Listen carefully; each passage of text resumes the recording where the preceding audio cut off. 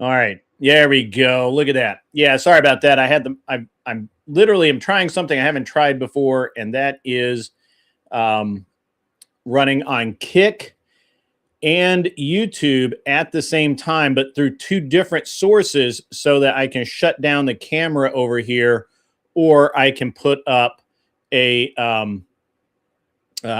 shield so that I I don't have to. Am I muted over here too? Let me check. I should not be muted. All right, got it. All right, so I've got everything I think set. So we've got. Let me make sure that I'm on the right channels. I'm on Gun Prattle, and I'm on Unreasonable Man, and I'm on Kick, all at the same time. Sorry, guys. This is me kind of trying to figure this out. I don't actually know that I'm still on Kick because Kick is not really working for me right now. Oh, there it is. Oh, my whole screen just went kind of weird.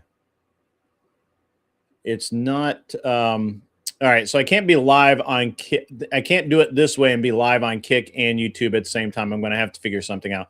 I'm not going to be handling any guns today anyway, guys. So if you haven't already, go over to the Gun Prattle TV on Kick and subscribe, and that way you'll see it when it comes through. Now, the sorry, this is really rough, and this will not be entered in. I'm not going to post this. I will clip this off at some point.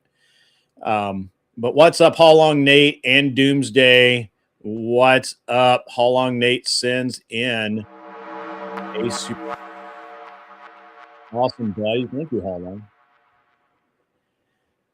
And I need to go promote this, but I haven't yet, so I will do so shortly. All right, there we go. How Long Nate? Whoops.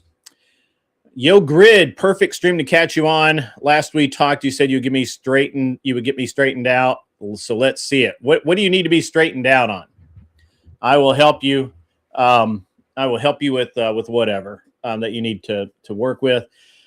Guys, if you have not already done it, please go over to the Gun Prattle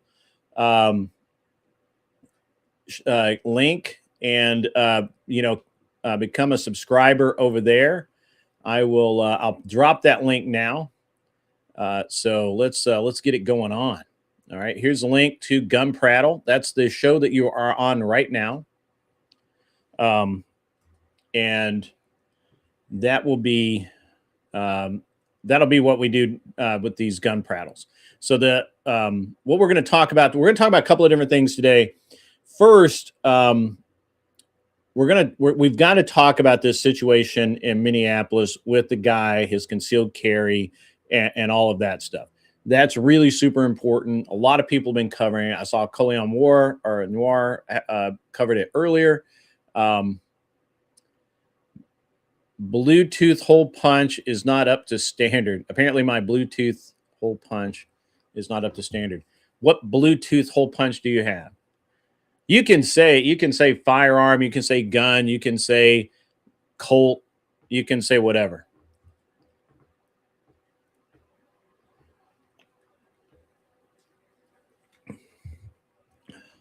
You just can't show them. Or actually, you can't show them, you just can't touch them. You cannot touch them. No touchy. I have guns everywhere, but they're not, we can't touch them. So, and we'll get into some of SHOT Show if you guys want to. We can talk about some of the stuff there. But mainly what we're going to talk about right now is what we have to talk about right now is the Democrats talking up this guy in Minneapolis who has, for whatever stupid ass reason, decided to take a firearm, his legally owned firearm. I'm not bitching that he shouldn't have had, that he couldn't own it or anything. He took his legally owned firearm into a situation where he intended to cause a little hate and discontent. Okay. Now, I'm going to tell you that as someone that carries a gun literally everywhere, I mean literally everywhere, that there aren't metal detectors or body searches.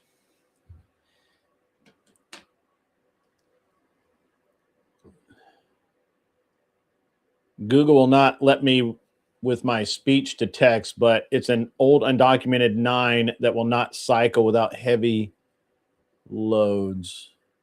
Undocumented 9. What brand? What brand of 9mm? Is it a Glock?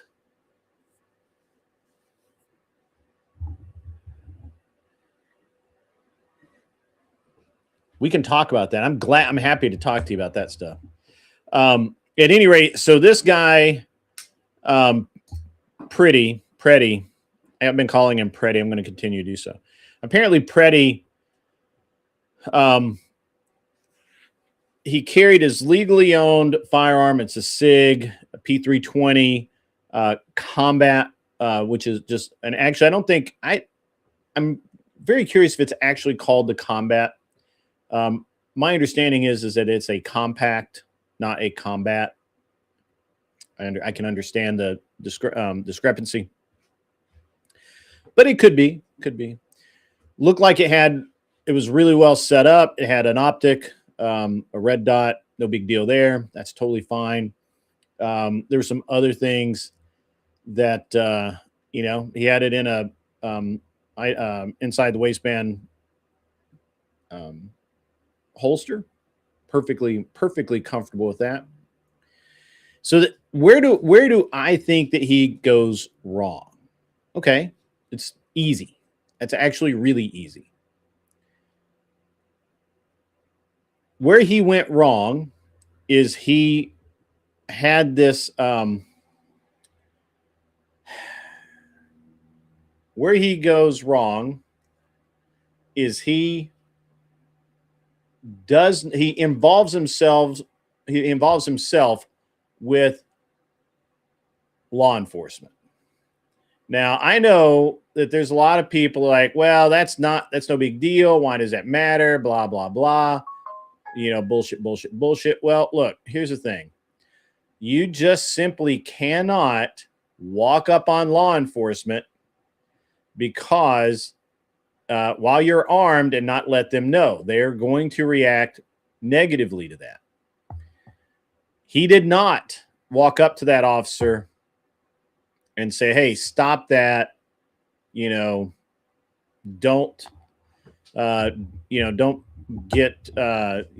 push that lady, or, hey, you don't have to push that lady, or whatever. We actually can't hear what he says, but it doesn't seem that he says that. He inserts himself between the officer and the woman. We've all seen that. At whatever point, the officer decides a Mason. And that's fine. I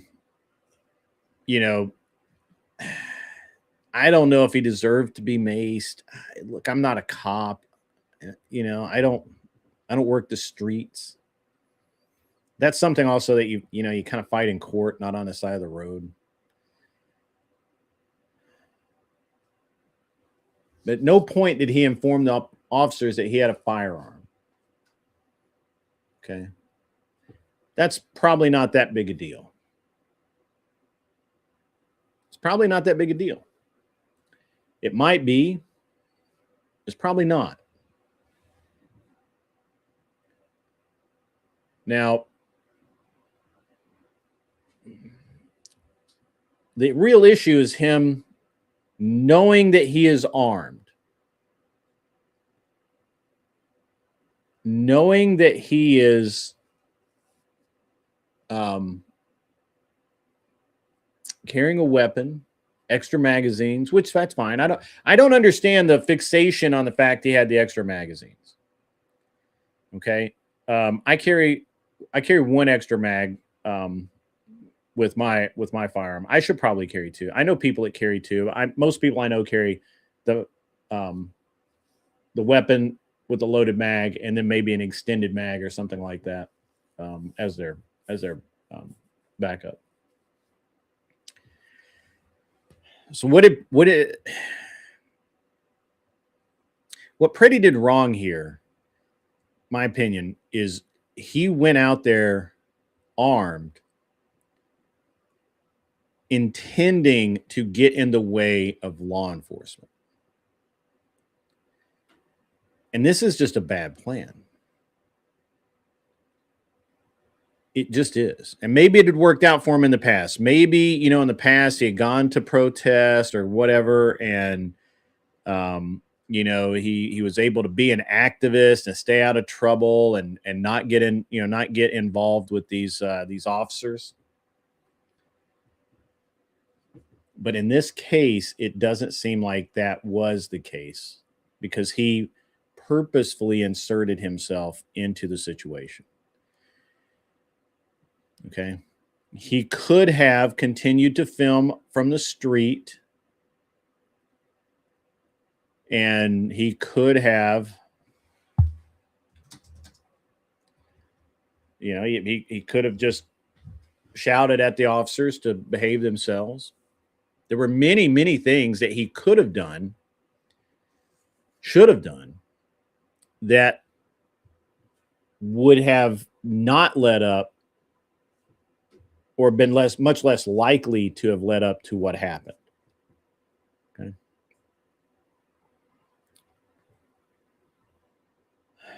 So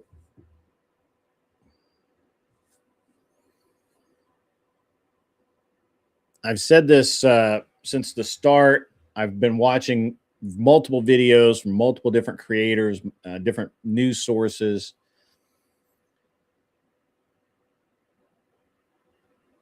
The one thing I think that we all agreed on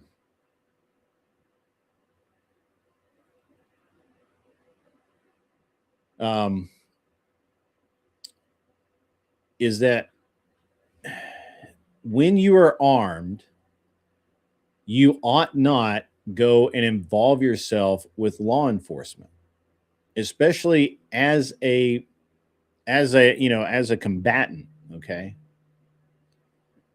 You ought not do that. Now, can you? Absolutely, you can. Absolutely. Why would you not do that? Right? Why would you not? Just don't do it while you're armed. The minute you're interacting with law enforcement, I'm just telling you guys, the minute I interact with law enforcement, the first things out of my mouth are, I'm armed. I'm carrying a firearm. Literally, first thing.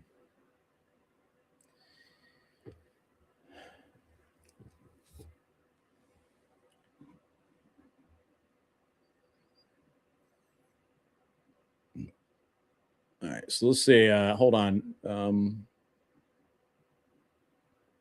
Nate. SCCY CP2 Preddy. Concealed carrying a firearm without carrying his ID while confronting police equals bad idea. Yeah, so that's actually, apparently in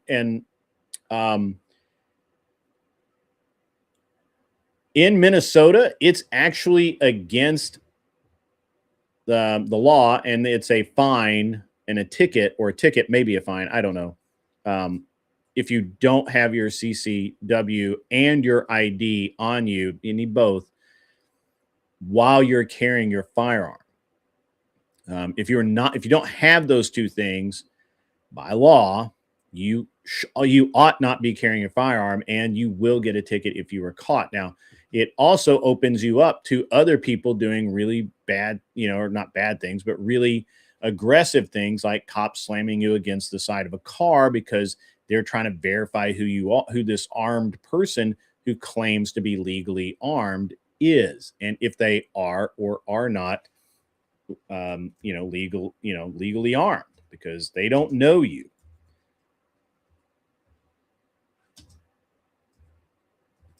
Sorry, guys. Give me 1 second.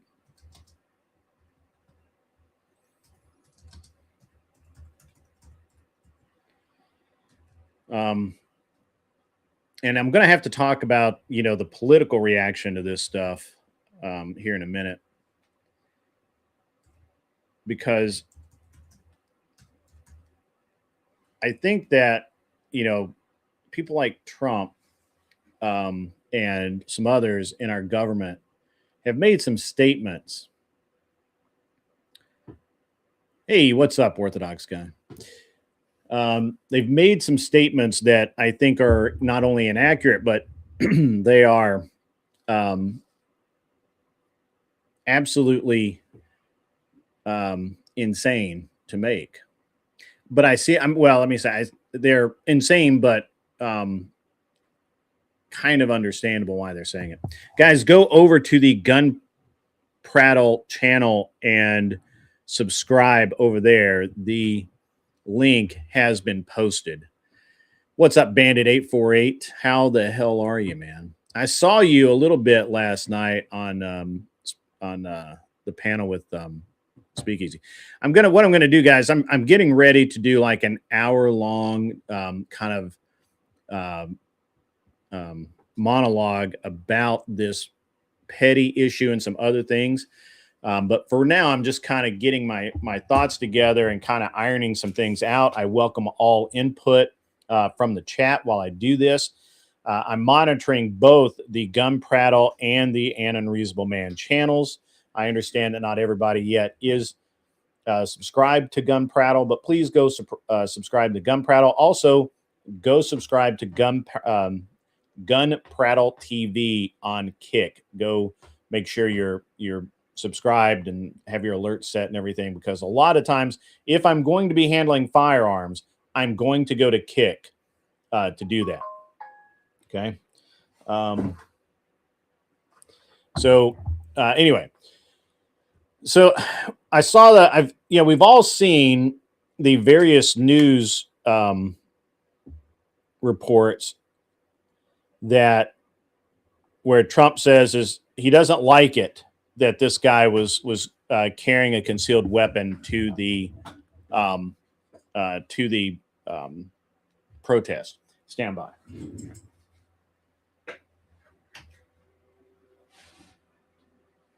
Sorry about that. So Trump says he doesn't like it. Well, I don't like it either.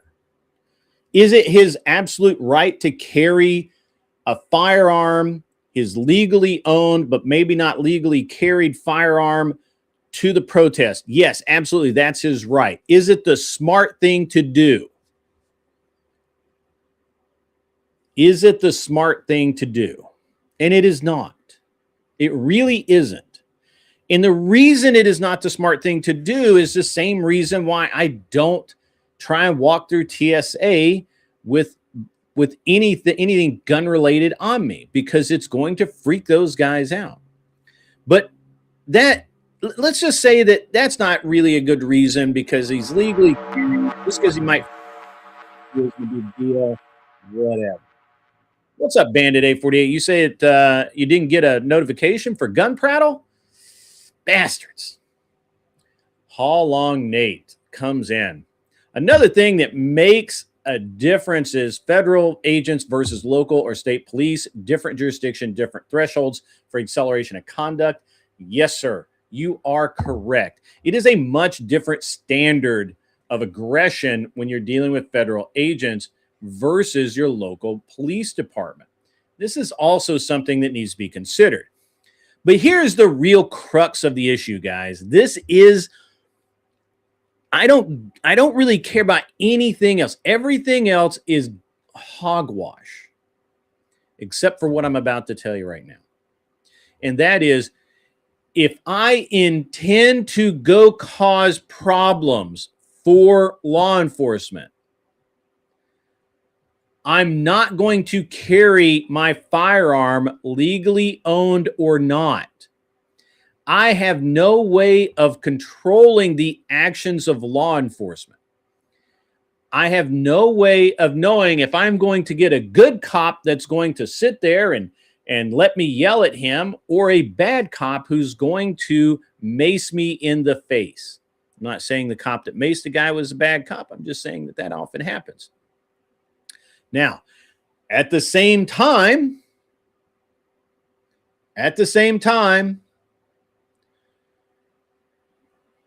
if I intend to go protest and I might get involved in an altercation with a non-officer, a counter protester, if I'm armed, in some states, and I'm not sure Minnesota is one of them, in some states, if you're armed and you use any force against someone while you're carrying your weapon that's not self-defense, you can be charged with a felony, whether you use the weapon or not. So this is stupid. This is a very dumb thing to do. This is not smart.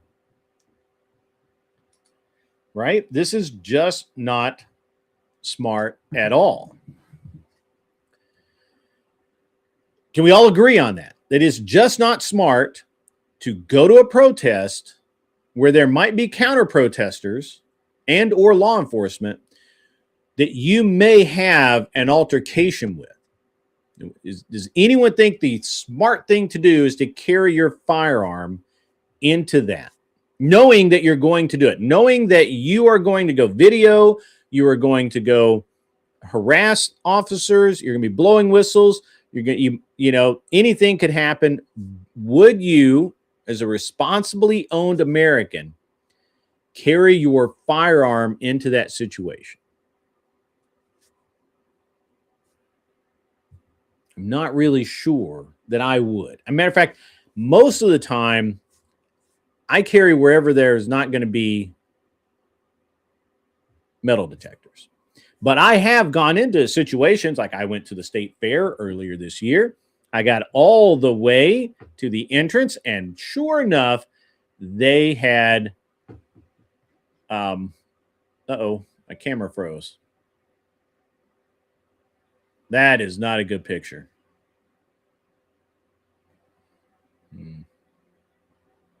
Sorry, guys. A little freezing there. All right, How Long Nate is generously once again.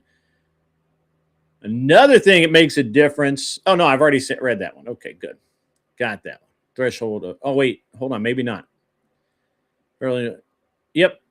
Yeah, I got that. I already read that one. Good, gotcha. Yes. All right, so Ghost says he'd be more worried about someone taking my firearm and using it with my name on it. Yeah, sure. Absolutely. That is a very real thing. That is a very real thing.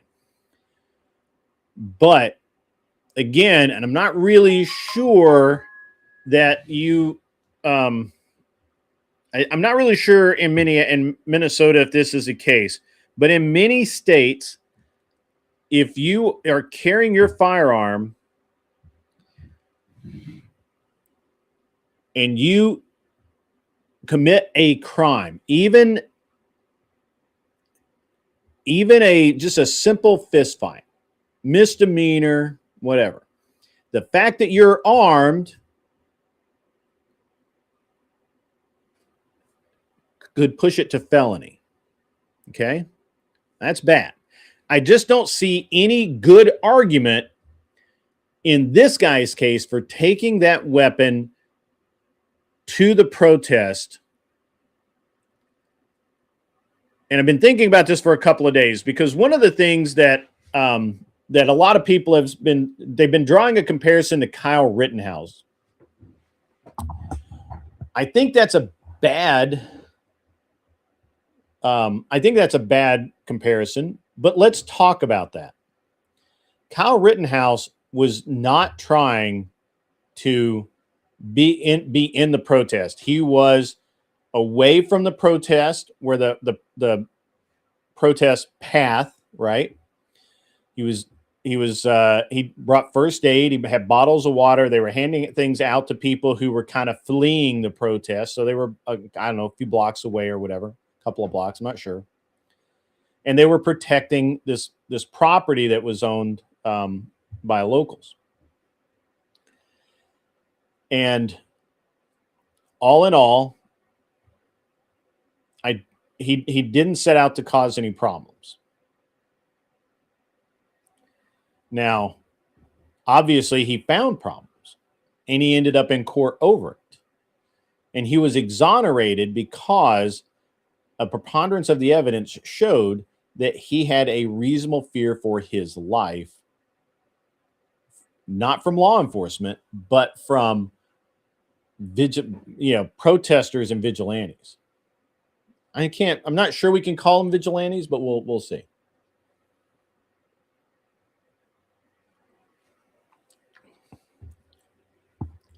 So when we're talking about going out to cause problems, because let's be honest, that's what we're really talking about, are we not? That's what we're talking about. We're not talking about taking your gun to the range. We're not talking about carrying your firearm while you're on your way to work every day. We're not talking about having it there as a just in case. And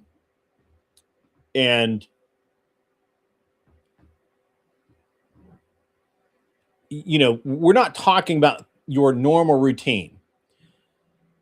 If I set out, so let me ask you, let me just to the chat. I'm strapped up right now, but if I were to walk in the house, strap up, walk out my door, and go down and start yelling at people in Home Depot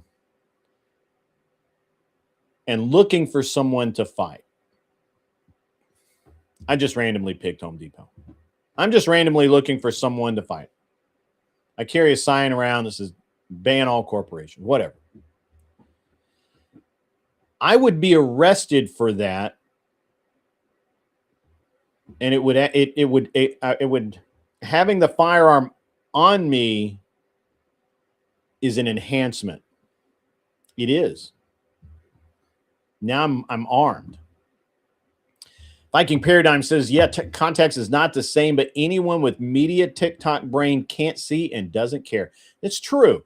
Context is very important here, but but the problem is Pretty, I think he actually set out 100% to go pick a fight with somebody. And I'm honestly, so I watched Trump's speech again, or not his speech, but when he's walking across the lawn to the helicopter and he says, yeah, I just don't like it. I don't like it. He had a gun. He had 2 extra mags. He was going to have or be a situation or he was up to no good, basically.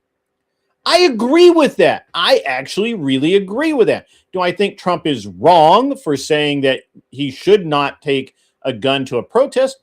No, I don't think so. I think it's reasonable for someone who is just going to go and protest, and you have absolutely zero intent on getting into any kind of altercation. If somebody starts yelling at you, you're going to walk the other way. If people tell you to leave, you're going to leave. If cops are hassling people, you're going to back up and video. You're going to do whatever. But you have zero intent to involve yourself into situations while you're armed.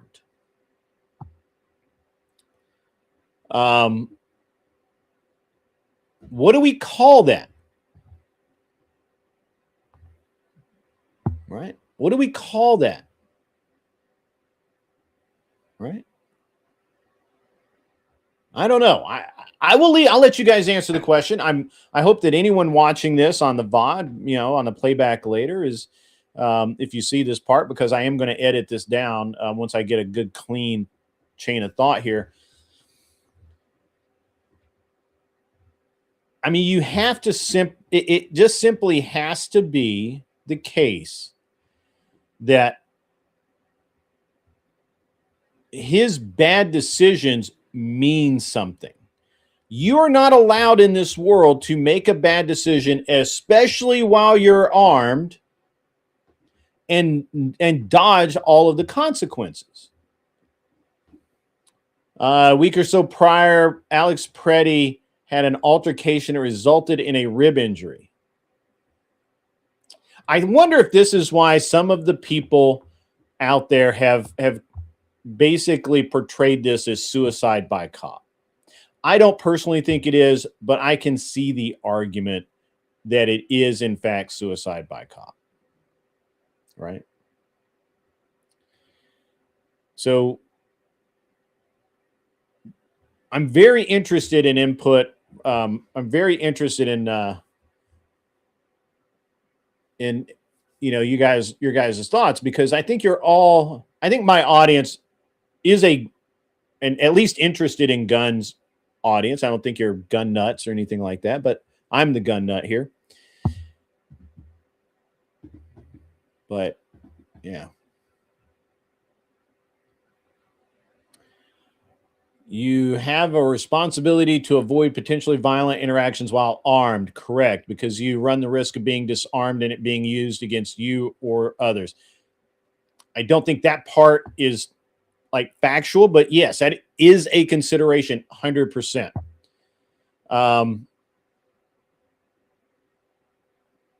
Yeah, to be clear, you meaning someone that's armed, not you as in your amazing host, me. Yeah, if you are armed, if you're an armed citizen, any armed citizen, unless you are defending yourself or someone else, why do you pull the gun? Why do you do that? And Preddy obviously didn't. I'm kind of putting that there. Let's see. Can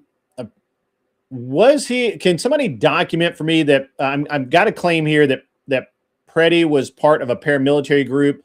He was committing felony obstruction. I do agree that I think that he was, but I understand that not everyone believes that. Felony obstruction of federal officer. He acted as enforcer when coming to the aid of women. I actually don't have too much of a problem with him coming to the aid of the women. I have a problem with how he did it and the aggression that he showed towards an officer who was apparently making an arrest. I have to be honest with you, and we've had other people say, "Hey, this isn't how men act. Men will intercede with women." Yes, he should have been videoing. He should have documented what happened. He should have talked to that officer and said, "Officer, you don't have to do that. What's going on here?" He did not need to physically involve himself. I personally believe that you are the involving yourself physically with an officer is absolutely a terrible idea. It's just a bad idea. But yeah, if they can document that he was part of a paramilitary group, that would be interesting. And definitely he further escalated by resisting arrest. I don't, honestly, again, I'm not willing to assign that he was actually resisting, but he had been pepper sprayed. He was flailing about. He was being told to lay down and prone out. And the fact that he constantly tried to stand up is an aggression. Whether he intended for it to be that way, I don't know. It could have just been a normal reaction. I can't read his intent. Much like the officers, I can only go by what I see, and what I see is someone who is trying to continuously stand up despite being told and physically being guided to go out to prone out. Mikey Balls says, I carry every single day. When I'm out in public, I actually avoid situation and people as much as possible. Yeah, I think that most people who carry a gun every single time. Peace Dynamo says, if you carry, don't resist and invite trouble. That's true, 100%. His clear motive for being there was to impede and or stop the law from doing their job. Yes, I believe that. And that's why I have a problem with him having the gun there. That is the crux. That is a very clear sentence that Viking has put out there. That's a very clear sentence showing why him having the gun there is completely different than Kyle Rittenhouse. Kyle Rittenhouse had no intention of interfering with law enforcement. He had the gun there strictly as a self-defense mechanism. He had no intent to involve himself in any kind of altercation. The altercation came for him, and by the way, just because you're carrying a gun is no reason someone should make you a target. That's cope. Don't cope like that. And continues on because the media and the left lied to him about why ICE was there. Last I checked, that's still a crime. Yep, absolutely true. He was the sheepdog in the flock. Not really, but okay. I think the Signal Chat organization could okay, I agree with that. I'm really waiting for more information to come out on the Signal Chat. I think that's going to be very, very interesting. The Signal app leak shows that he was on duty. Interesting. Protesters are taught to go limp. Yeah, if he had done that, that'd have been game over. He would have just he'd have been in handcuffs. So, I'm just saying.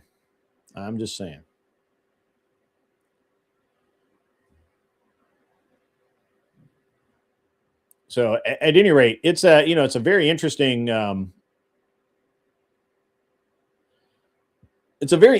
dynamic. We got. Didn't we just go over this in the good shooting? If you bring a weapon, be it a vehicle, gun, knife, bit of lumber, etc., to a crowded space where law enforcement action is taking place, it is a crime. The act of having the gun there, not a crime. The act of involving yourself with officers might be a crime. If he had succeeded in his so it's not a crime in and of itself that he had the gun. And I'm not really clear if Minnesota has such a statute. However, it seems obvious to me, and I think federally, there will be a law somewhere that says if you are armed and you are aggressive to officers, if you confront them, if you impede them, confronting, okay, let's take that out of it, right? But if you impede them, if you're giving them problems, it's gonna be a bad day for you, right? I think it's an enhancement. It's like it's instruction. It's obstruction, but at the same time, once he has the weapon, now it's it's an enhancement. Now it's maybe not armed obstruction, but it's definitely it's an enhancement. Ghost says that woman didn't require immediate care. He could have waited. He could have also informed the agents his intentions before approaching. Absolutely, that honestly true. Yeah, the crime is impeding a federal operation. The enhancement's going to be while armed. If it were me, right? Let's say that it's not Pretty, and it's me, and I go down there, and I obviously have my firearm on me. I'm, just stroll up. I see an officer trying to arrest someone. I don't think that person should be arrested. Maybe they're being a little rough with that person. I don't like it, so I go over and I obstruct while I'm armed. I'll survive because I'm not stupid enough to do something bad enough to get shot by law enforcement. But in the deal, it's going to be when the second I reveal that I'm armed, they're going to take my gun and then they're going to add that as an enhancement to the original crime. So all right. So just if you've just come in, what I'm doing here is I'm spitballing. And trying to get my thoughts together, because one of the big things that a lot of people are talking around but not talking about is you have the politicians coming out saying that they don't like that this guy was armed and they have a problem with it and it's wrong. And a lot of people are seeing that as they're anti-Second Amendment. I disagree. I think what they are is they're being pro-ICE. They're not being pro-Second Amendment, but they're not really being anti-Second Amendment either. They're just being pro-ICE. I'll forgive them that. It's fine. Minnesota law requires you have ID on you, same as a car. Yes, I understand that. Yes, I've mentioned that many times, Viking. It's like a $25 ticket, but it's still breaking the law, right? And he was, in fact, not carrying legally at the time all of this went down, and he knowingly did it. Here's the problem. This is the issue that I have, ladies and gentlemen. I am an understanding man. I have a lot of I can have a lot of empathy, and I understand how things work, and I'm not trying to be I'm not trying to take this any specific direction. However, I want you all to understand, ladies and gentlemen, that this young man was a member of some group that was anti-ICE, conservatism, really, but that's okay. He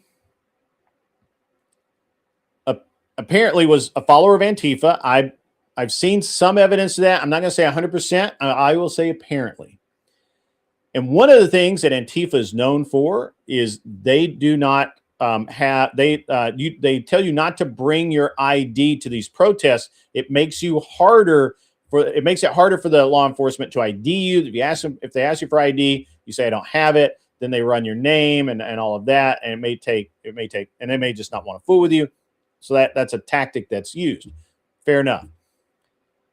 The problem is that Minnesota requires that ID and the CCW to legally carry your firearm. Now, I'm not saying that is correct. I live in a constitutional carry state. I carry everywhere. I carry open. I carry concealed. I don't need anything. I don't need anything with me when I'm carrying my firearm unless I cross a state line. Okay. Now, he did. That's his local law. He violated his local laws. Now, is it a big deal? Not really. It's a $25 ticket, is my understanding, and you can't carry, and you might have your CCW revoked. Okay, but it's not a felony. However, all of this combined leads me to believe again that this guy had 100%. This guy had every intent of showing up to this event and causing problems. He did not show up to this event to be cool, to protest, maybe make a little noise with a whistle or something, and then go home. This guy, I'm trying really hard not to I'm really trying hard not to prescribe a lot to this guy, but it seems very obvious to me that this was his intent.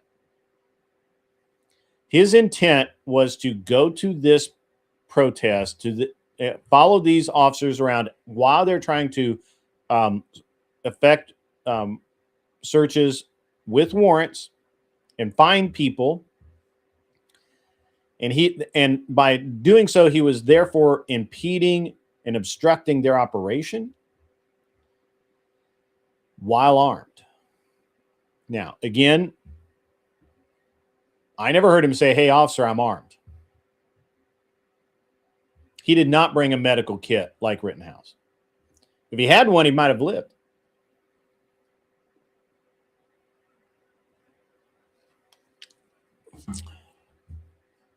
But so I don't like it when people draw parallels between Rittenhouse and this guy. This guy shows step by step and obviously intent to involve himself in what's going on. and not just involve himself by standing on a street corner and shouting or waving his sign or whatever. So this is, you know, it's very, very hard. It's very, very hard not to agree with that. Anybody got anything else about this that they'd like to kind of bring up, kind of points to make, observations, your personal viewpoint, your personal feelings? We'll talk about my feelings right now. Not my feelings, but other people's feelings. But factually, Helping Hand, no, he did not, in fact, bring a medikit. Right. That is correct, Stephen Akari. This guy did fight with the law. Rittenhouse kept trying to surrender. Nobody would listen to him. That's true. Any other observations on this guy? Anybody want to argue? Does anybody have a problem with what I'm saying? Dennison, are you out there? Do you want to yell at me about this? Do you think that I'm wrong? Does anybody think that I'm way the fuck off base? Yeah.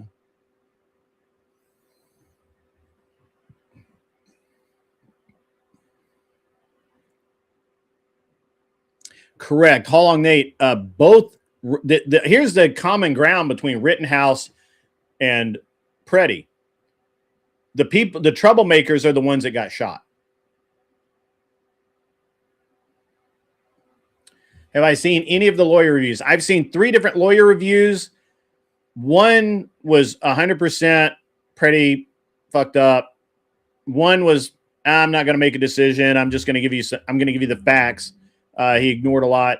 And the third was that, you know, it was very wishy-washy, but they got to the conclusion they wanted, which was Preddy, you know, that this was that the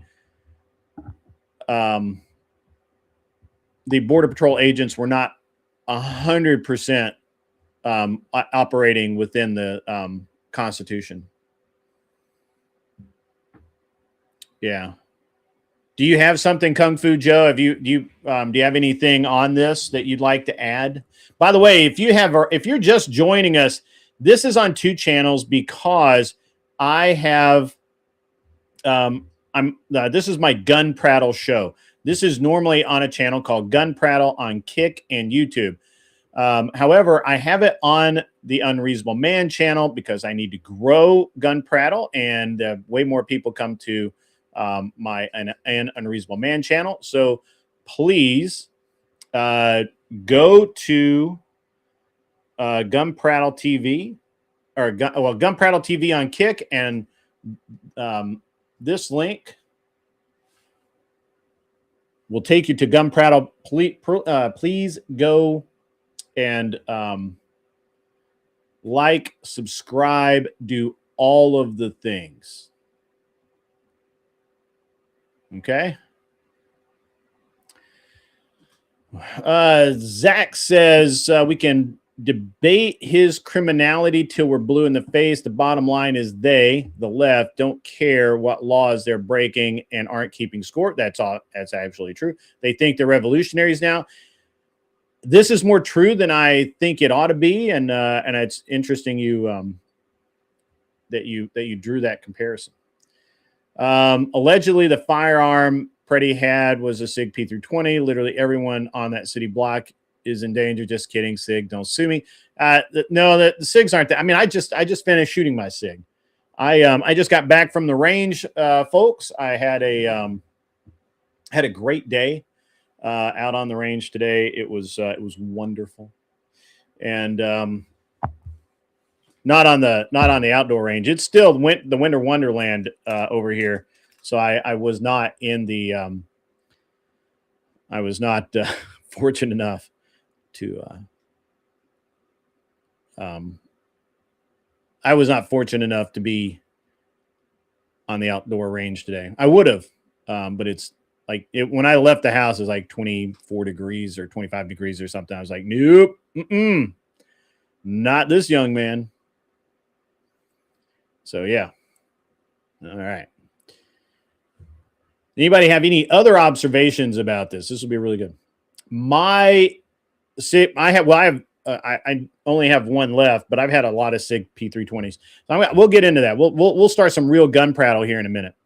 But I am very interested in everyone's opinions, because I think that I just think that it's so interesting how these knuckleheads can't get anything right. Have I seen Wick versus Rob Noor? I did. We can talk about that, Joe, on the Unreasonable Man channel later tonight when I get much more political. 24 be a heat wave. That sucks, dude. Now they have politicians, media making, and think that even more. Yeah, my SIG P320 that I'm using that I shot today, it started out life as an X carry, which is already a kind of a premium P320, much like the one that Pretty had.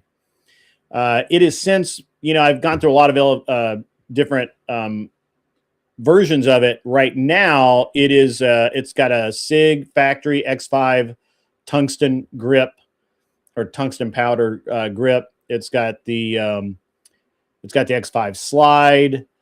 It's basically an X5. It's got the Armory Craft trigger in it. The trigger is really good for what it is now. And it's got I think it's got it does. It has a SIG Romeo 1 red dot on it. And it's really, really, really cool. Just past the I-840 turnoff to, yeah, okay. Yeah, I'm right off 840. So, yeah, I've had, and here's my journey with the SIG P320. So I started with P320s that were just normal guns, and I really, really wanted to like the SIG P320. I wanted to like that gun so much. You just don't know. Pardon me. Pardon me. I absolutely wanted to love the SIG so bad. Just so bad. But the problem is the trigger sucked. It was just, it was plasticky. It felt like more like a Glock than anything else. And I don't like Glocks that much. I've got one finally that I really like. And there's just like a lot of, the thing is, I would constantly compare it to the CZ P10 or P09, which are also plastic pistols. I constantly comparing it to these guys or to these other guns, and it just fell short. So I would buy one, keep it for a while. They weren't particularly accurate, and I get rid of it. Buy another one, same deal, keep it for a while, because I would be like, I'd buy one, I'd keep it for 4 or 5 months, I'd be like, I don't like it that much, and I'd sell it, and then about 6 months to a year later, I would I'd get one. I'd buy another one, same, and just the cycle repeated until I got the one I have now. Now, I never had a single problem with any of my other ones. I never had a drop test issue. I never had, of course, I throw my guns in barrels. So if anybody's going to have a problem with a gun going off on impact, it's this guy right here. And never, I threw those things. I throw pistols in barrels all the time at a full run. I've never had one go off. Yet. Now, I have had safeties come off, but that's another subject. I think that there is a problem with the SIG P320. I think a big problem is that if you depress the trigger with anything, I don't care if it's a keys or shirt tail or the holster fits tight in a specific place. I actually have a theory on this. I don't know about the light bearing holster deal and all that, but I think if you put any pressure on that trigger in a holster where the gun's torquing around, I think it can go off in the holster. I do believe that. Whether or not, whether I could prove it, I don't know. Let's talk about, we got some questions here. What gun do I recommend as a first gun for home protection? If it is truly your very first firearm, I think you can't go wrong with a 22 pistol. I would start with the Ruger. I personally like the 22/45 lights or trail lights. Pardon me. And I personally love those. I think they're great. But any Ruger 22 pistol, like the single stack ones, they have a new one out too. I think that works pretty well. But I would just stick with the same old Mark II, 22/45, that sort of thing. I love those guns. The SIG, and I don't know what number it is, but the SIG makes a 22 pistol that's just really awesome. And so does Smith & Wesson. The Smith & Wesson M&P 22 is crazy good. And just buy one, enjoy shooting it, and then that will teach you the skills, and then step up, and then haunt some gun shops and find what you like. If you're just got to have center fire right out of the gate, a good first pistol, in my opinion, is a Glock. I think you can't really fuck up with a Glock.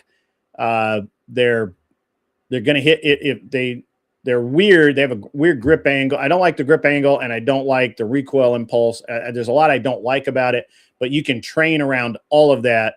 And if you do your job, they will hit what you aim at 100%.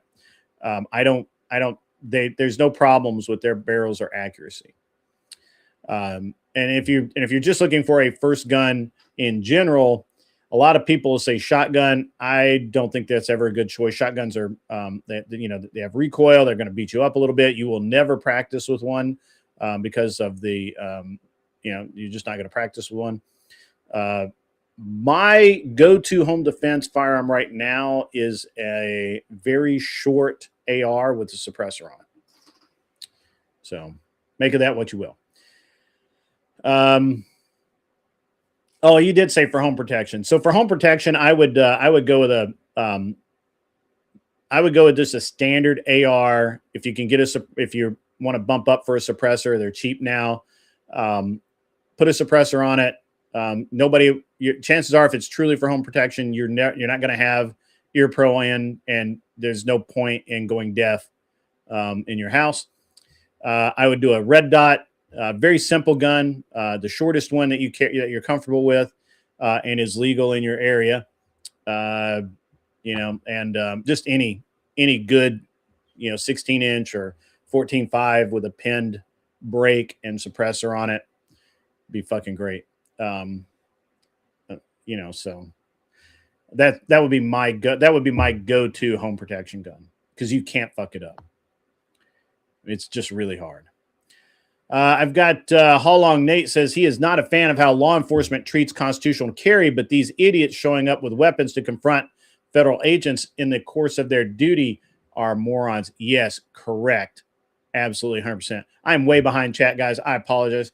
Stephen Akari says, oh, wait a minute. He's talking to Diecast.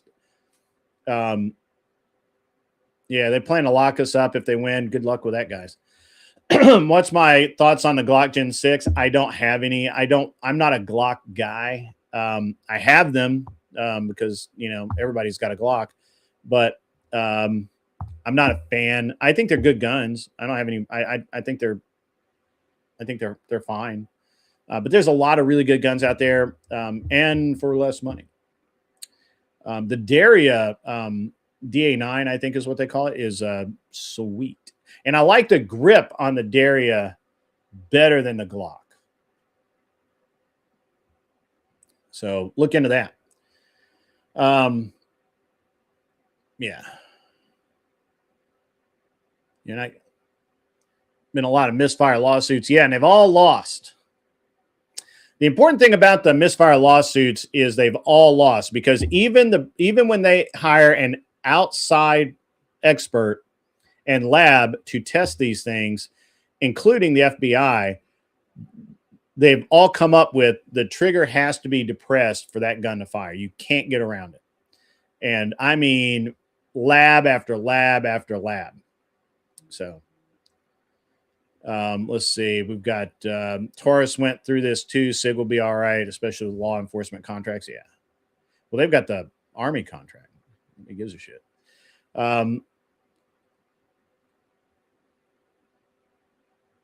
Yeah, but no. The way the SIG works, you even with manufacturing tolerances, there's with the firing pin lock in place, which is deactivated by the trigger being pulled back to the backwards.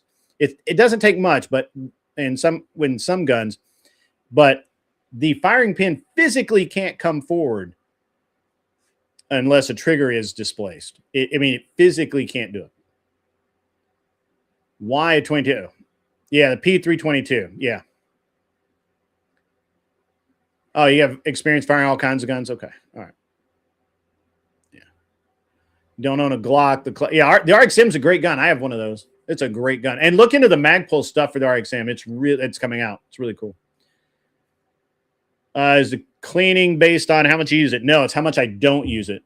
If I'm using a gun all the time, I mean, I'll clean twice a season, maybe. It depends on how, if I start getting carbon buildup or something, it needs to get cleaned. But if I'm not using the gun, that's when they collect lint. That's when the oil dries out. That's when the oil you can have some gun oils would turn gummy and sticky. So if I don't fire a gun for a while, I clean it.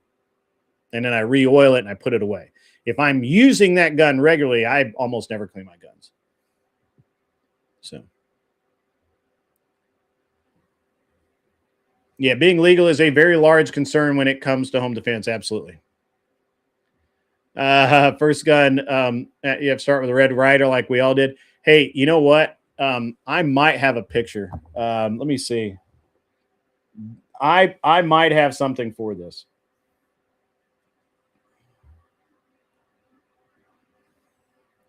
Let's see. Let me see if I can find it, guys. If I can't find it, you guys are really gonna like this. It's very funny. If I don't have it, it's fine too.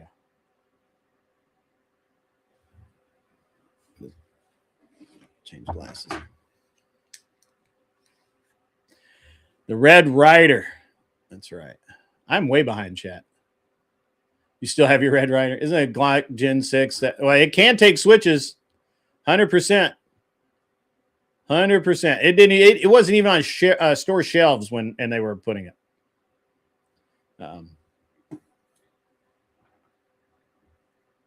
You still have your Red Ryder BB gun? Yeah, why would you not?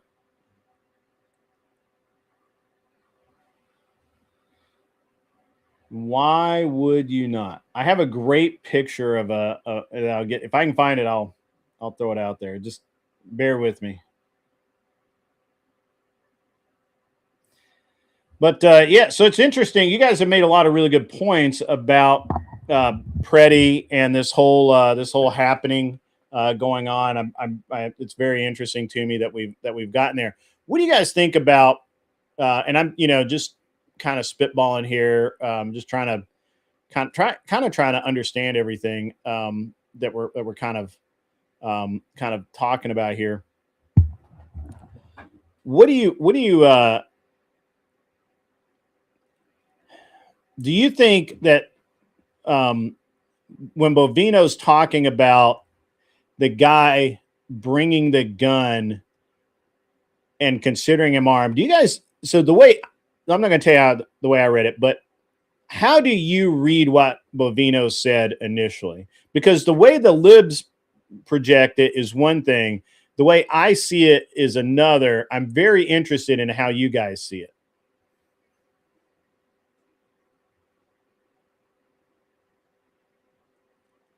That last Christmas. Oh, yeah. Oh, no, I didn't actually. I use a lot of Lucas gun oil products. I like the Lucas family. Did I meet Ralphie? No, I did not meet Ralphie.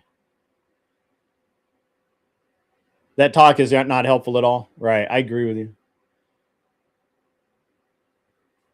I think I understand what Bovino was thinking. I just want to see if anybody else is even on the same page, or if I'm just completely out to fucking lunch on it.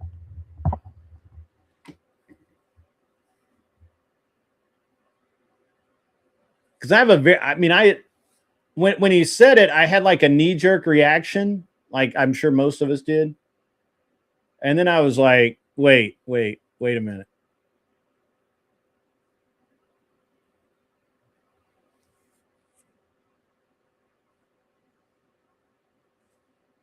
Claiming Petty brought a gun and 2 magazines to inflict maximum damage is nonsense, not speculation. I would agree with you.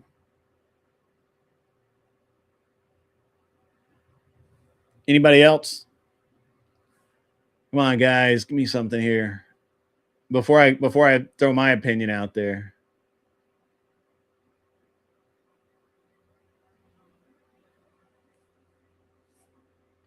One thing I haven't seen a whole lot of people mention is the battlefield conditions. In martial arts, you learn not to pick a fight in the snow. Right. It's slippery. Doubly so if you have a gun. Yeah. Yeah. I mean, there's something to that. Yeah, for sure. I mean, you're not wrong at all. You are not wrong at all. I don't know why. I mean, obviously we will never know. But it boggles my mind that Pretty did what he did. I'm going to be honest. It just boggles my mind. Like there's no, it just, like, I've been trying to understand it. I've been trying to get from here to there, as they say. And I can't get there. I just can't get there. And I've been trying. I really have. I've really been trying to understand, this deal with, what Pretty was trying to do. And because, and one of the reasons is because I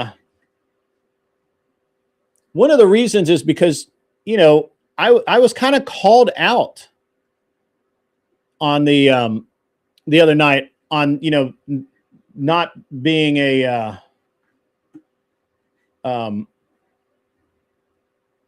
I was kind of called out the other night, that the, not being more on Pretty's side. Right. And,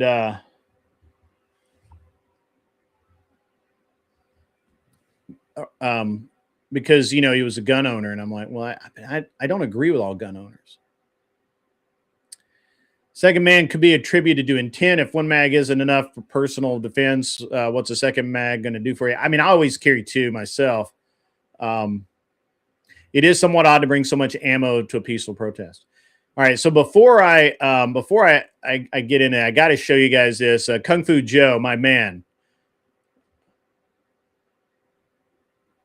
I got to show you this because, when we're talking Red Riders, okay, we start them young around here, brother. We start them young. We start them young, sir. We start them young. We start them young.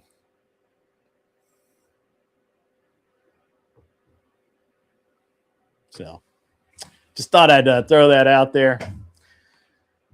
Red Rider, the great tamer of the West.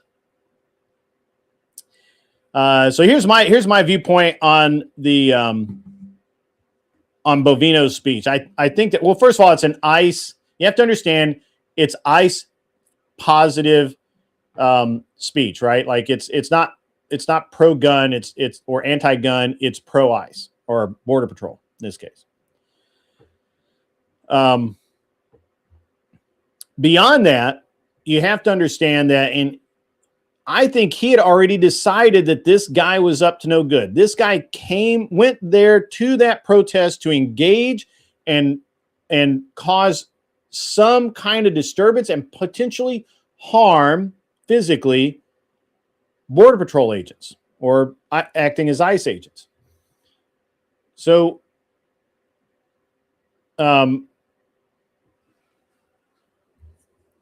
there's no, to me, I actually think Bovino makes a solid point. Right? The guy did bring a gun and 2 loaded mags extra, right? That's 3 total, which is what the gun ships with, by the way. It's not like he went out and bought extra mags. He, that's just how many he has.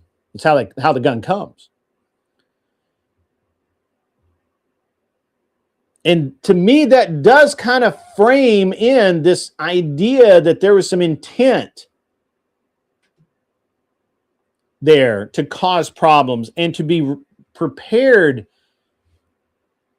you might say, for problems. And I think this guy was a fucking idiot.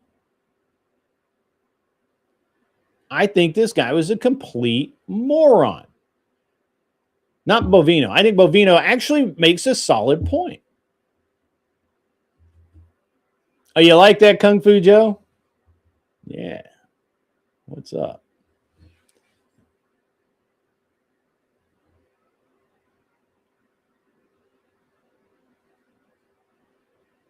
Ghost things are about to respawn. Could be. Could be. Zach, that's funny.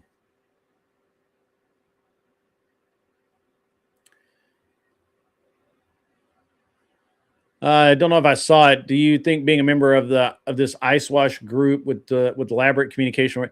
I did ask about that earlier, and I didn't get a large response from the audience. But here's the thing: do I think that being a part of the Ice Watch group is the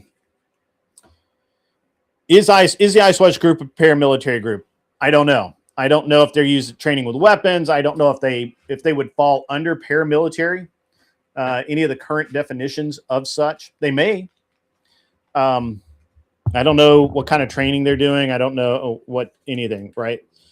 They could see themselves as a modern militia. That would be very interesting, actually, to see if this group that Pretty belongs to is actually considers itself a militia of sorts, or could be considered a militia by a reasonable observer. That would be an exceedingly interesting, to me, thing to know. The press probably will never address that, because if I were the press, that would be the very last thing that I would, very, very last thing that I'd want to cover is the fact that this guy is part of any organization that could be defined in any way as paramilitary. Yeah. Draven says, I have to agree the agents are already in a stressful situation. If you come to a protest with a firearm, you're just asking for trouble. Yeah, I don't disagree with you. Ice Watch. Yep, gotcha. I'll look into it. So do they teach orienteering? I don't know. Maybe. Probably not. They probably teach advanced Google Fu.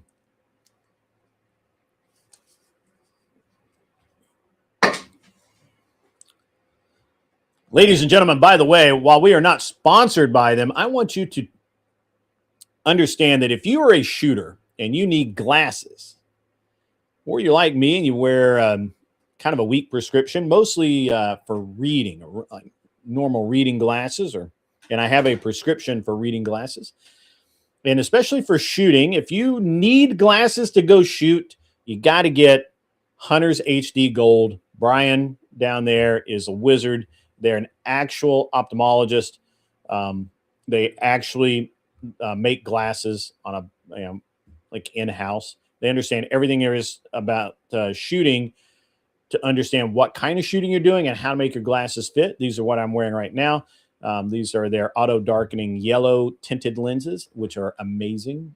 To have yellow tinted lenses for low light and that tint to a decent shade, or at least a decent level of darkening. And so I can use them outside and I don't have to change. I don't have to do anything. Don't have to pop lenses out, nothing. They're great, really amazing. And this pair has actually been run over. My son dropped them out of my truck. I didn't see them. I backed the truck up, ran right over them, broke the old frames. These are new frames. And so on. So goes the war. And so, yeah. Several government employees and officials are participating in the Signal group. Wow. I don't know that makes it state sponsored, but that's pretty crazy. BSA still teaches orienteering. My son has the orienteering merit badge. He's on his way to Eagle if he'll get his shit together. All right. Does anybody have anything about firearms or firearm accessories they'd like to talk about? If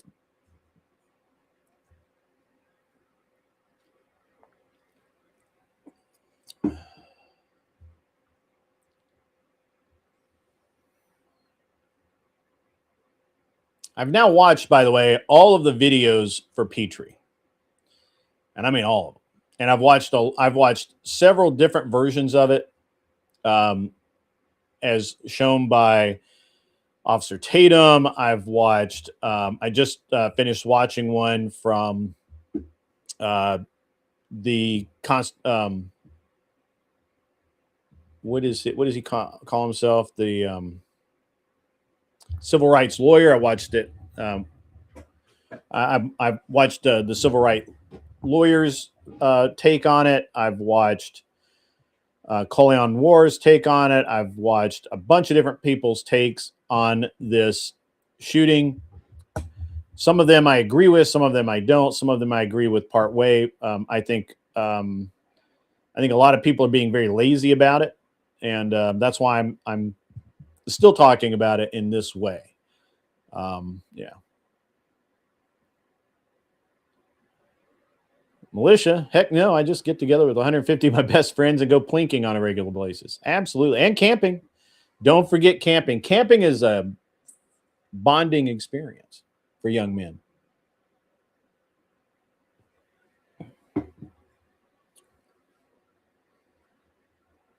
All right.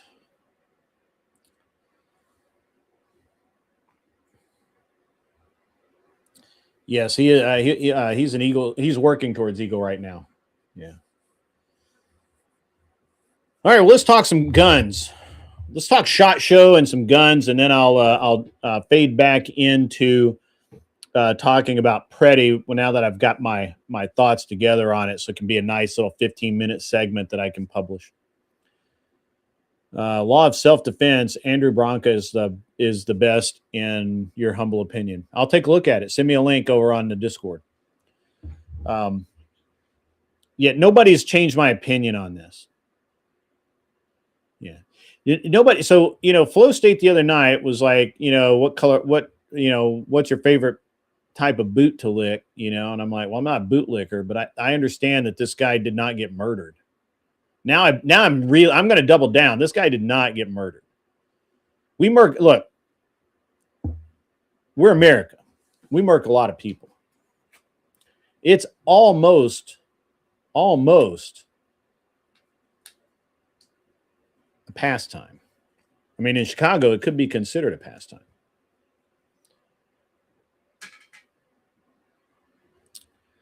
They see a pump action pirate pistol. I've seen a bunch of really cool stuff. Especially at SHOT Show, a bunch of stuff. Let's talk SHOT Show, guys, and then we'll get into the meat and potatoes of the Pretty thing again. And I don't know how I'll wrap this up. So why would your SSCY CP2? Hang on, let me look that up.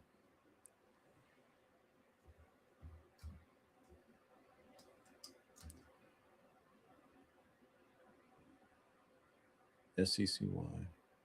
CB2.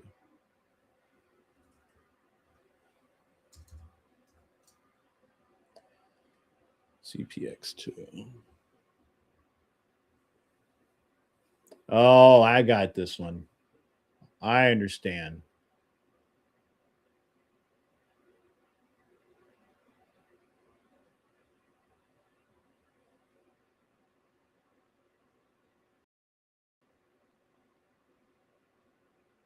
So, all right, so there are two things. How many rounds do you have through this gun, my man? Yeah, I saw it at shot. I saw there's another really cool pump action rifle, is like almost like an AR that was pump action. It was really cool. Okay, so how long, Nate? How long have you had it? How many rounds are through it? Let's start there.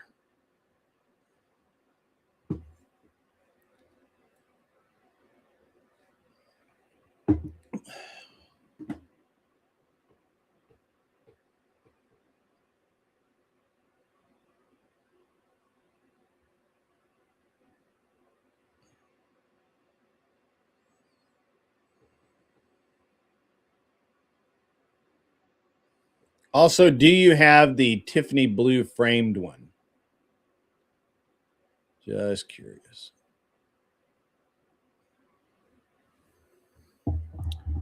I think there's a big lag between what I say and what you guys hear. The knife videos, there were a ton of knives, man. Savivi was there, Benchmade. There were a lot of knives, man. A lot of knives. I didn't make any videos while I was at SHOT Show. I should have.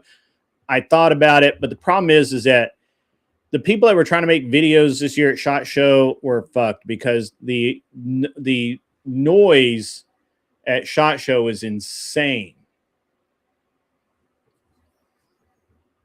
And I watched a couple of people try and do videos, and it was terrible. Also, we had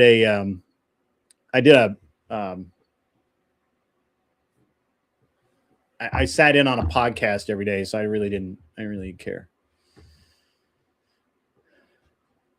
How long? I know you're busy. He may not have signal right now, but just looking at this looks like kind of a clone of a Keltec. And I know why. I mean, I can tell you right now, part of the reason why it's not going to do that very well. I can tell you. I think chat's like really, really behind today for some reason.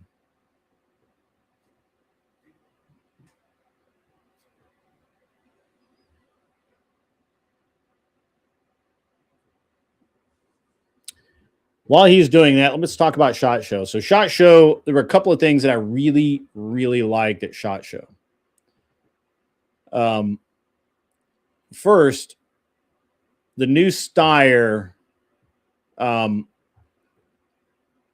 new Steyr pistols are awesome. So they basically have a modular pistol where you can interchange frames and slides from a double action pistol for carry and a single action pistol for competition. The single action pistols are meant for competition, and they are hand tuned, not hand. It doesn't look like they're hand fitted, but kind of. 3,000 magazines worth. That's a lot. So you've shot it a lot. I was going to say, if it hasn't been shot a lot, it may need to be broken in. So the most obvious thing with a pistol that's not cycling is either this, if it's just not cycling without heavy rounds. In general, there's a couple of things. I kind of would need to know what the specific failure is, and then I can maybe help you with it. But if it cycles fine with heavy loads, just use heavy loads.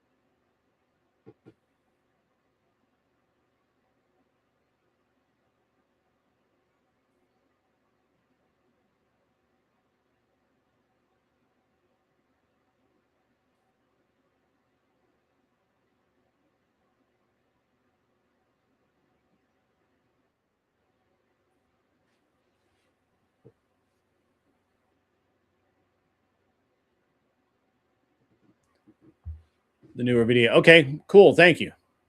I got the DM there. Thank you. I'll watch that.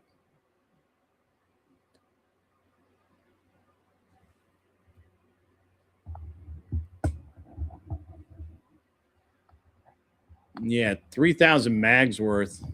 That's a lot. I mean, that's a lot around. I mean, most people. I mean, it should be well broken in, but my guess is that if you're not running it dry and you're not using grease instead of oil, a lot of people use grease instead of oil, and that's bad, and especially in pistols. Um, then it could be a spring issue. It could be there's a couple of different things it can be.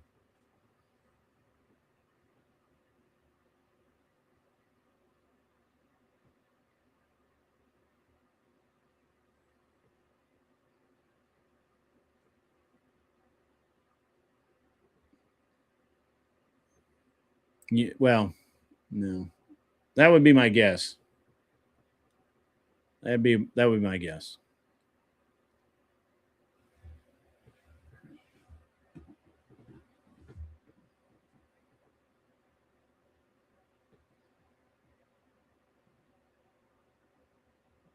I mean, that's 30,000 rounds through a subcompact or a compact size pistol. So that's a lot, but that's a lot for that pistol.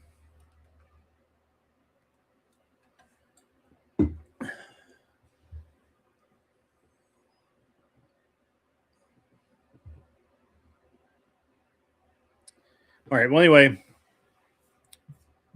so the other thing about shot that was really cool.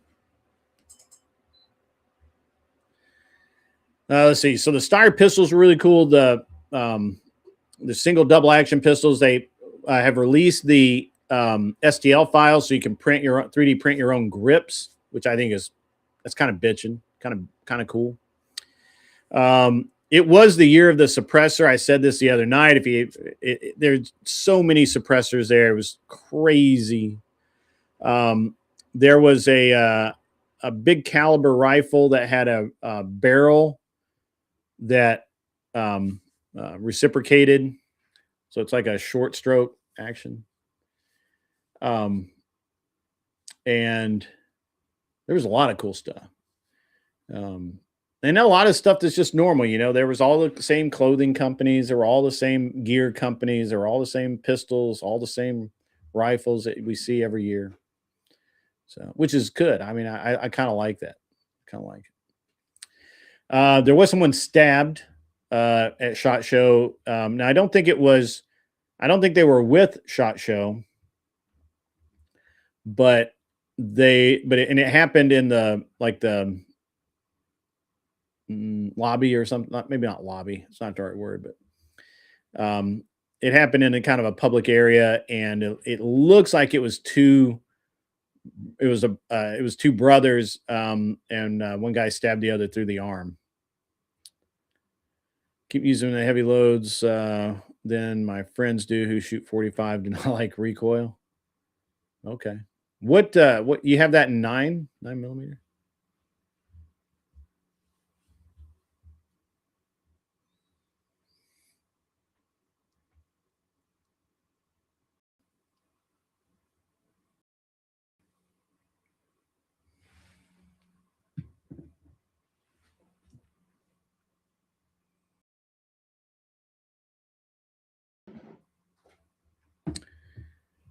All right. Well, I'm gonna go ahead and move into the failure fees, mag, spring, or spacing. Yeah, that's true. Well, if it's not cycling, it could be friction. It could be barrel. I mean, there's a ton of things, but if it just needs heavy rounds, it may not be unlocking very well. It could be a spring problem. It could be a barrel link problem. I don't know if it's got a barrel link. It could be a barrel link problem. That's a very interesting question.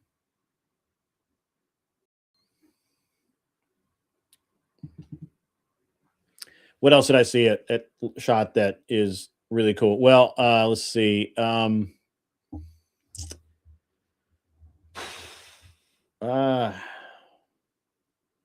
A lot of stuff, man. I mean, it's just kind of hard.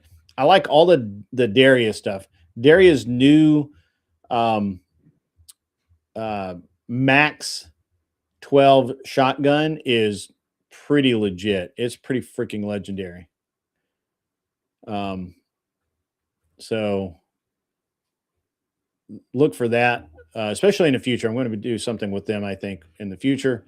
There were a ton of 2011s there. There were a ton of Glocks and Glock clones there. I think everybody, now that the patent or license is run out on the Glock, I want you guys to understand that the switch, while I think the move from the Gen 5 to the Gen 6 is less important than you think it is, because basically the patent or licensing had run out on the Glock mechanism. And so basically people were starting to clone it. A lot of them. And so I personally think Glock tactically made the Gen 6 just different enough that they had to file a new patent and now and trademark, and now people can't clone the Gen 6 Glock. That's what I think. I think that they were just kind of cutting bait, because there's so many Glock clone competitors that do so well in the market. The Dario is one of them.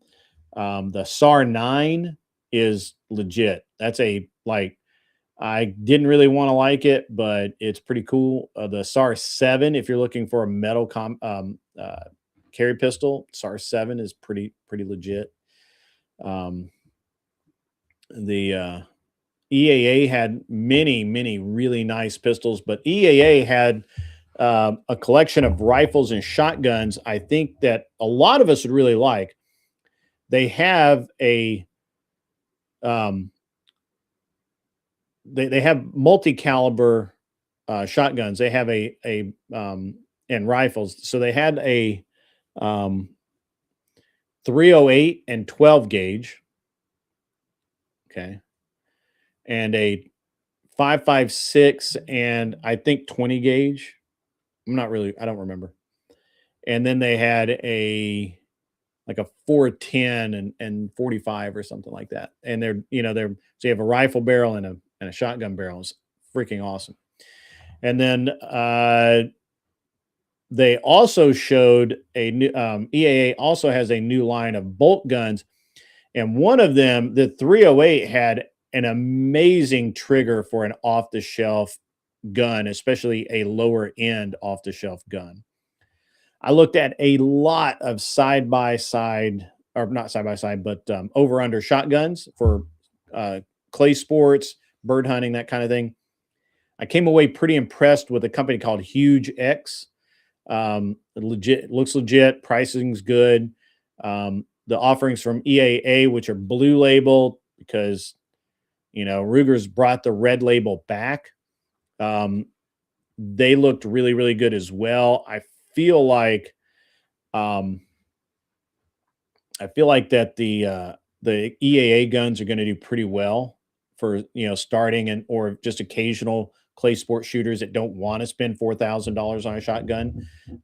I think the selling point on those are $900 to $1,000, maybe less, for an over-under shotgun that looks good. I mean, they look great, and it's EAA, so they'll probably be decent shooters. You may get a bad one, but they'll swap it out. So EAA was very promising. Optic-wise, I talked to Olight. Olight's optics are pretty rad, pretty cool. And I had already bought one before I went to the show. I caught up with them, and they seem to be doing a lot of really good things. They seem to really like the feedback. The one thing, guys, that I want to stress to everybody is, the companies that I'm willing to work with, at least, they all want feedback. They want to know what works, what doesn't work, what broke, what kind of sort of broke. They want to know because they want to fix it. And I thought that was, that's one of the more legit things going on right now, in the gun industry is there's so much competition that these guys are absolutely willing to listen to you. They're absolutely willing um, to fix their guns if they're broken or whatever. They're great. So, um, and yeah, it was pretty good. Was there an issue with the first gen OSI? I have no idea. I have no idea. I don't know any. I didn't even know OSI I did not know that OSI made or Olight made OSI until early this year, and by that time, Olight and OSIght are two separate companies now. They share some technology, but they're two separate companies. And Olight is being run by some very smart, very capable individuals. So I don't know if there was an issue with them. All right, so I'm going to get into for this last bit really quickly. I'm going to make a segment that I can trim out and post so that that deals with the Alex Preddy issue. And that way, when I trim it and edit it, it will make sense. So to that end, welcome everyone to Gun Prattle. Today we're going to be talking about Alex Preddy and the situation in Minnesota and the way politicians have spoken about it and why that should or should not bother you. And I'm going to give my perspective on why I think that the politicians are so concerned about this. I could be wrong, of course. I hope I'm not. But if I am, so what? I'm an observer making an observation. Let's start with that. The most compelling point was made by President Trump, who said he just didn't like it. And he said this. If you remember the video, as he's getting into a helicopter, he's waiting to get into the helicopter to fly somewhere. A reporter asks him about it, and he says, Preddy had a gun and spare magazines. What could he possibly be doing with that? Why would he be a part? Why would he bring those? He was looking for trouble. It's nothing but trouble. And I'm paraphrasing here. But basically, Preddy was a problem. I've looked over this a couple of different ways, and actually, I absolutely 100% agree with President Trump on this. Preddy was a problem, and he was looking for a problem and looking to be a problem. Now, what's a problem with that, you ask? Well, as a concealed carry holder myself for a long time, and currently in a state where I don't need a concealed carry permit, however, I still remember everything I was taught. Rule number one is we don't interact with law enforcement while we're armed. And if we do, we let them know, hey, I'm armed. My gun is on my hip, is on an appendix, it's in the glove compartment, it's in the console, whatever. This is a very important thing that we do to keep ourselves safe. Not necessarily because cops hate guns and cops are maniacs and want to shoot people. No, it's because it's one armed man confronting another armed man and understanding that at any point in time, we might shoot each other. And nobody wants that. And so we responsibly act. And the way we act responsibly is we say, I'm armed. This is a very important thing. Very, very important thing. Preddy did none of this. Preddy went to a protest. That was a mistake in the first place. Now, do I think that it is wrong for him to go to the protest armed? Actually, no. I don't think that it's a problem for him to go to the protest armed. I think anybody can go to any protest they want armed. I kind of encourage it, as a matter of fact. The difference is what Preddy intended to do when he got there. We know that he was an Antifa follower.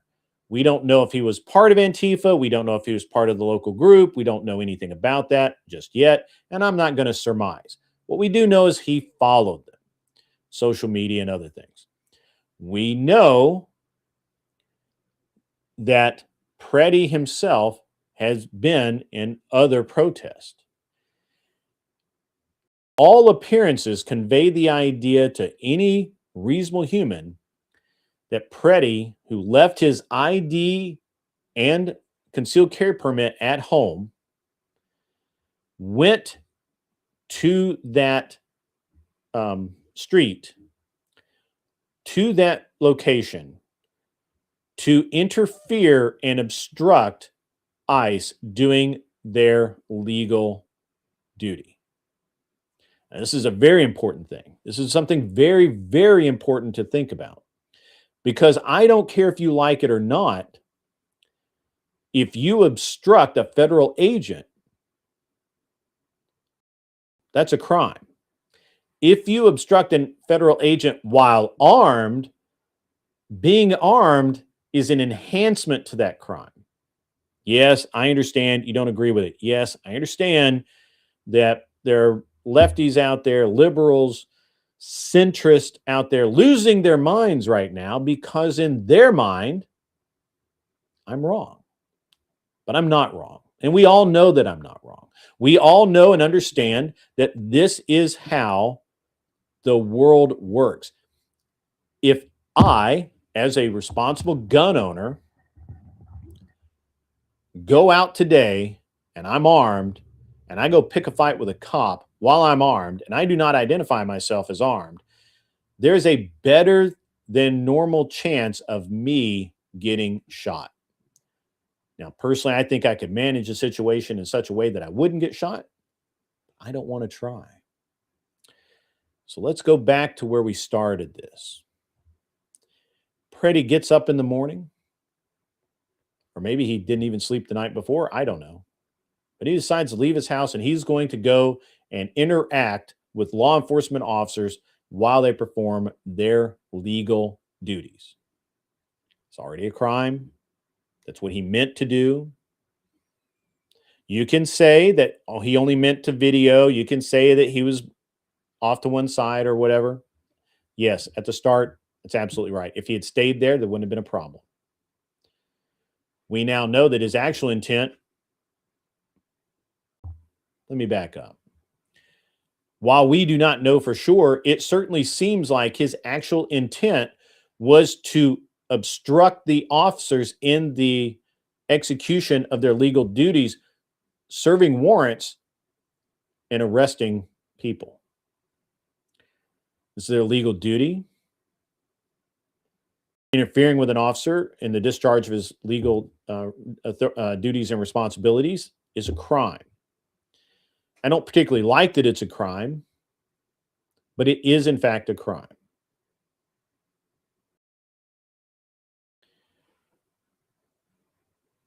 Now we have Preddy who is armed, and he approaches officers. Does Preddy say, I'm armed at any time? No. At any time does he say, I'm armed, I'm going to comply? Why, no. No, he does not. Now, I've been exceedingly charitable this entire time. From what I see, I don't actually see Preddy going out of his way to resist. I will be that kind. I see him discombobulated, CS gas. I've been pepper sprayed. I didn't like it. I see him kind of flailing about. That's what I see. I don't know what the officer saw. What the officer saw is someone that approached them, inserted themselves in their operation on purpose, did not identify that they had a weapon.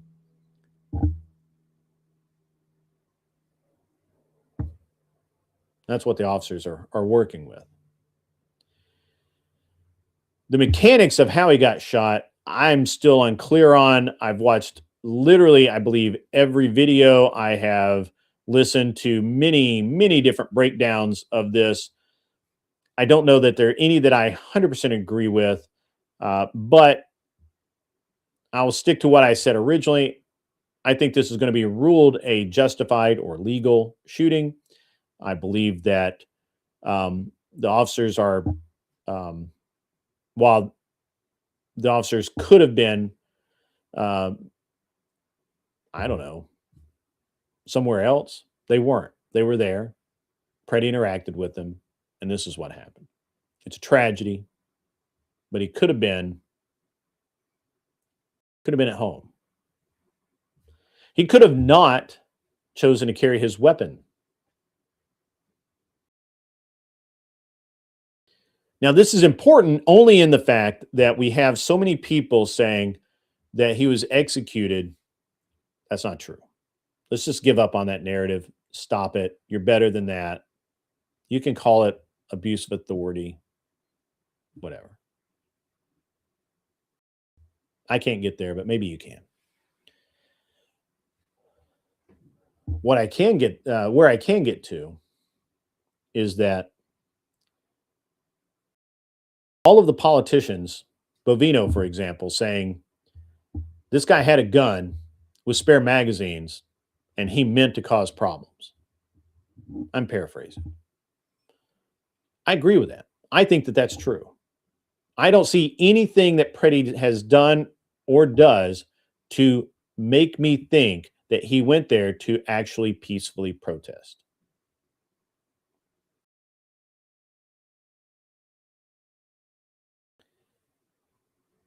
And I don't understand. I have not seen one good argument, not one,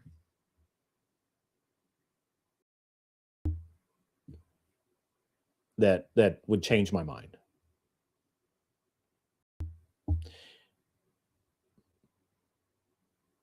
All right. So that's good. Kronos, how much appendix carry a SIG P320? I carry one all the time. I've got I've been carrying a SIG P320 X carry for a few years now. I can absolutely do that for you. If you want to, however much money you want to send me, I'll do that. Correct. Cam the King, I agree with you. He woke up and I don't know if he chose death, but if he had stayed home, he'd be walking around here today. If he had stayed on the other side of the street, he'd be on here today. If he had simply said, I have a gun, I'm armed, I'm not resisting. If he'd said any of those things, probably be here today.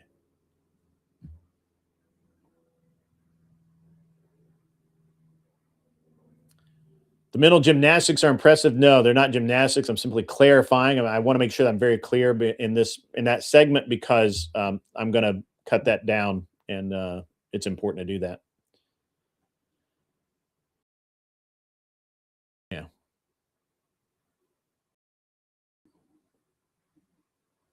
Once again, I will relate the story of how I literally had an officer with a firearm literally this far away, like right there in my face.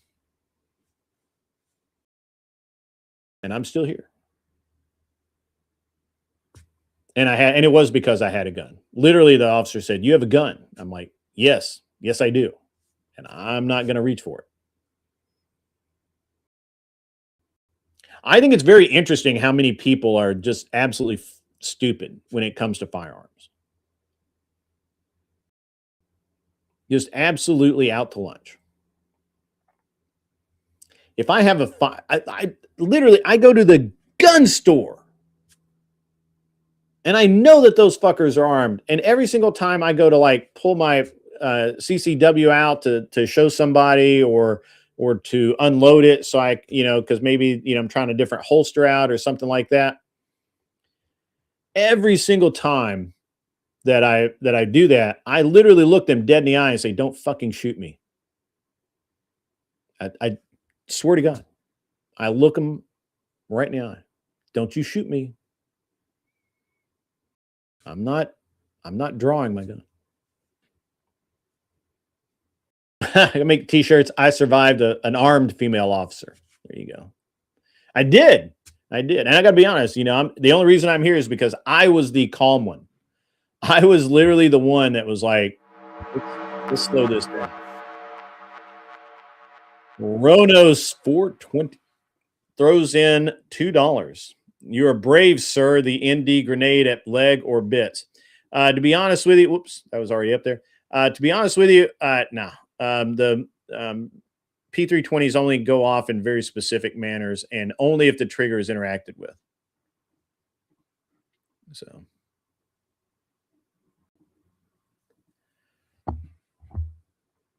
you like what? Are we not men?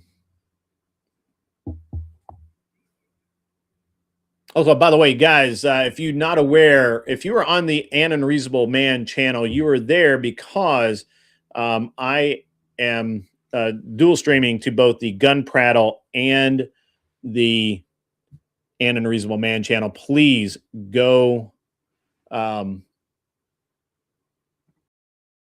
please go and like and subscribe to Gun Prattle.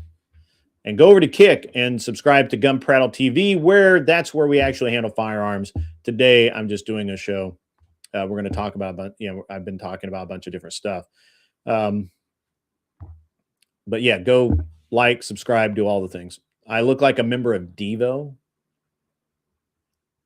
I don't actually see that, but whatever. Didn't they had like the cone head hats and all that. They did the Whip It Good song. I don't think I look like a member of Devo. I don't have my jawline.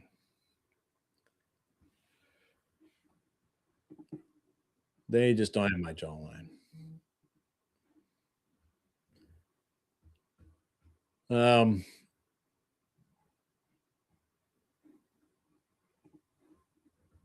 Good morning, unapologetic preacher, or good afternoon, depending on what part of the country you're in. Where I'm at, it is afternoon. I was on the range earlier today. I will be on the range tomorrow. No Gun Prattle tomorrow, I don't think. We'll be doing the standard day shift show. Marcus Munitions. It could be. You love Devo. I got you.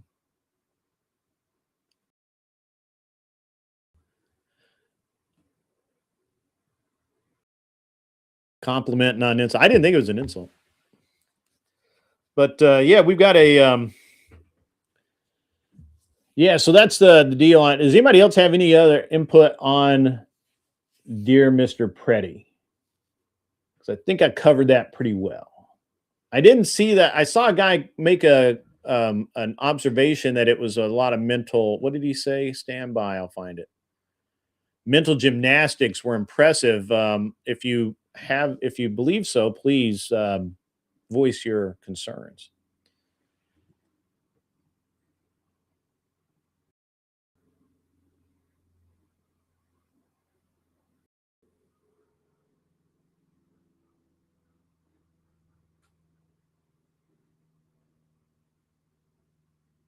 Ah, yes, Andrew's on Joe Rogan. If you guys didn't know, Andrew is on Joe Rogan today or earlier today. What's up, Smoking Spaceman? You're finally home, can effectively participate. Solid work, man. So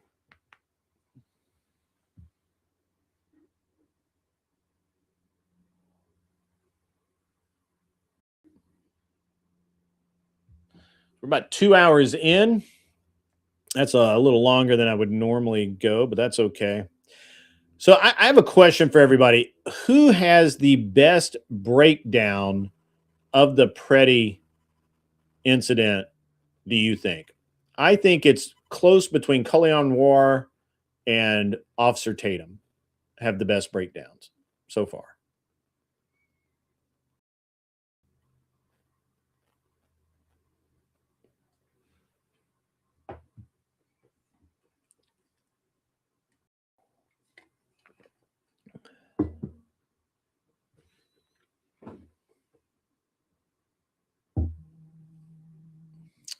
Please stand by. My wife is calling.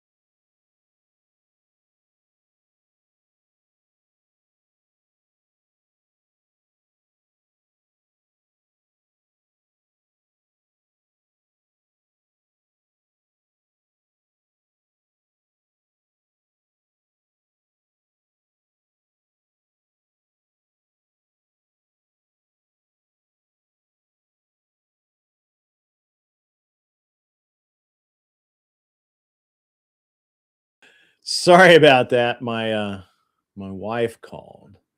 Officer Tatum or Congressman Herrera, did he win? I didn't think he won yet. The human body can take a beating because yeah. Yeah, yeah, I mean, that's pretty funny. Tatum is a Zionist. I don't care. It's a weird observation. I like the Culling on War one so far. I may I may watch it again and not like it, but right now I like it. Right now I'm good with it.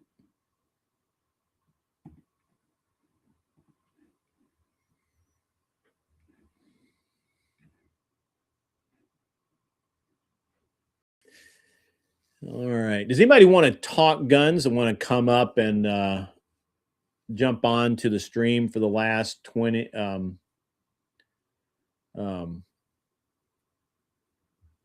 20 or 30 minutes or so before I close this out? I was hoping Clover Tack would be around, but he probably literally just got home from SHOT Show. He drove back, and of course, the weather's been terrible.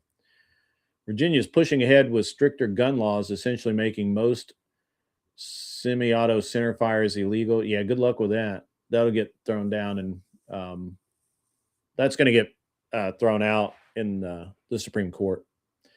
Actually, that's a great question. Why is it that states insist a, on trying to push through laws that they know are going to get struck down? That's crazy. Like, why would you do that?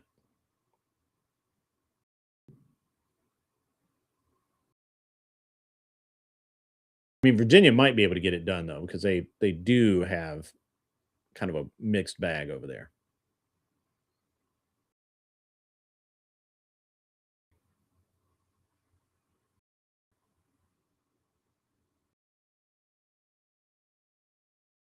No one? All right. We'll wait and see if somebody wants to come up. All right, so let's I don't know. Let's talk about what's coming up. So we got I have a match scheduled for this weekend. Let me see if it's an indoor or outdoor match. Um it's going to be cold here over the weekend. So we'll see what happens because it's gonna be cold. He calls himself one. Okay, fair enough.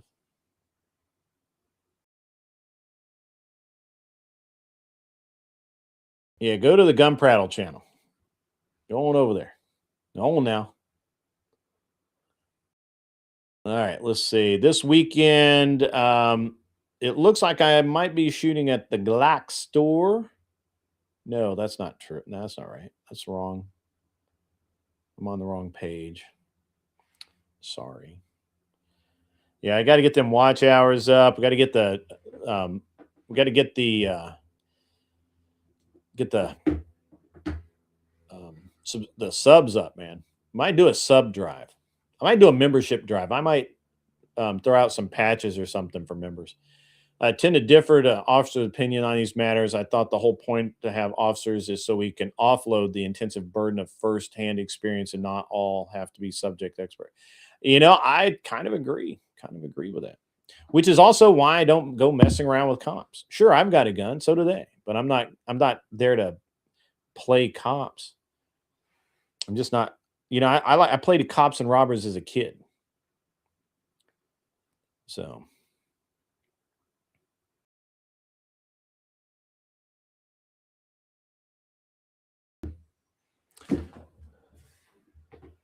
playing both channels, awesome, man. Appreciate that. I absolutely appreciate that. Yeah, I need to get the gun channel, pumped up. Hopefully, I was gonna have a interview with Kita Bussy again, but her daughter is not feeling well, and I'm not gonna lean on her to I'm not gonna lean on her to come over and or not come over, but to come on and hang it. It looks like there is, in fact, not a match this weekend. There may be a match that I can get into next weekend. I thought I had one this week, but I'll see. Maybe I'll go shoot him. Hey, it's Clover Tech. What's up, Clover Tech? I was just asking if anybody wanted to come up, and then here he is. He shows right up. The man, the myth, the incomparable SHOT Show guide of Clover Tech.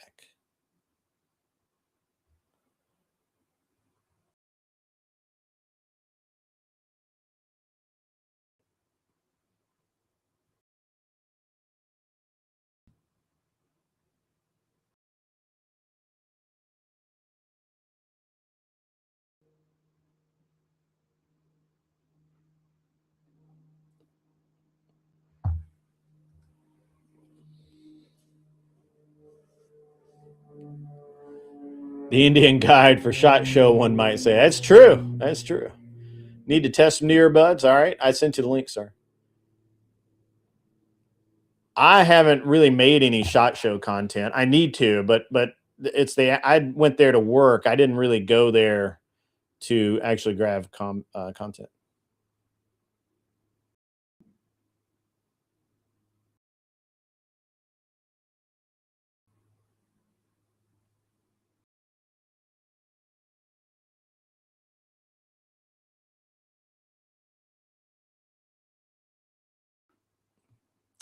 And there he is, the man, the myth, the surly legend. Sometimes. How are you, man? Well, Recovered after that long ass drive? dude, it was fucking horrible the other night. We didn't get home till I yet. knew it would be. Yeah, we got less than an hour away, and there was no way. No way. It was dark. It had gotten colder. Things refroze. There was no way. And Yeah. it sucks to go that far because that day we had drove 10 hours or something, Mm-hmm. and to be, probably not quite 10, but anyway, to drive that much and then get denied, less than an hour from the house sucks. Yeah, it was. What do you do? Hey, how's the audio? Your audio is not bad. Not Okay, bad at all. okay. Not Shouldn't. bad at all. I bought so I switched to the Mac, right? And Yeah. so I invested in some Shocks earbuds I got you. because my Sennheiser headset was going to be a pain in the ass to try to get it to work. So Yeah, I mean, I had a hell of a time getting back just because of the flight. I literally was the last flight to land back in Nashville. that's what you said, yeah. Like, and right at like a couple hours after I landed, they shut the control tower down because none of the ATC people could get to work. Right. Like it was too icy and shit. So they were just like, yeah, we can't get there. So they had to shut the tower down for lack of staffing. And then they shut down 24 because there were so many crashes in my area. So you couldn't have gotten through the interstate anyway Yeah. if you were coming through here. So, but I was already home. I was, Good. it was fine. I just, I machined out another lower and I've got I'm putting that all together.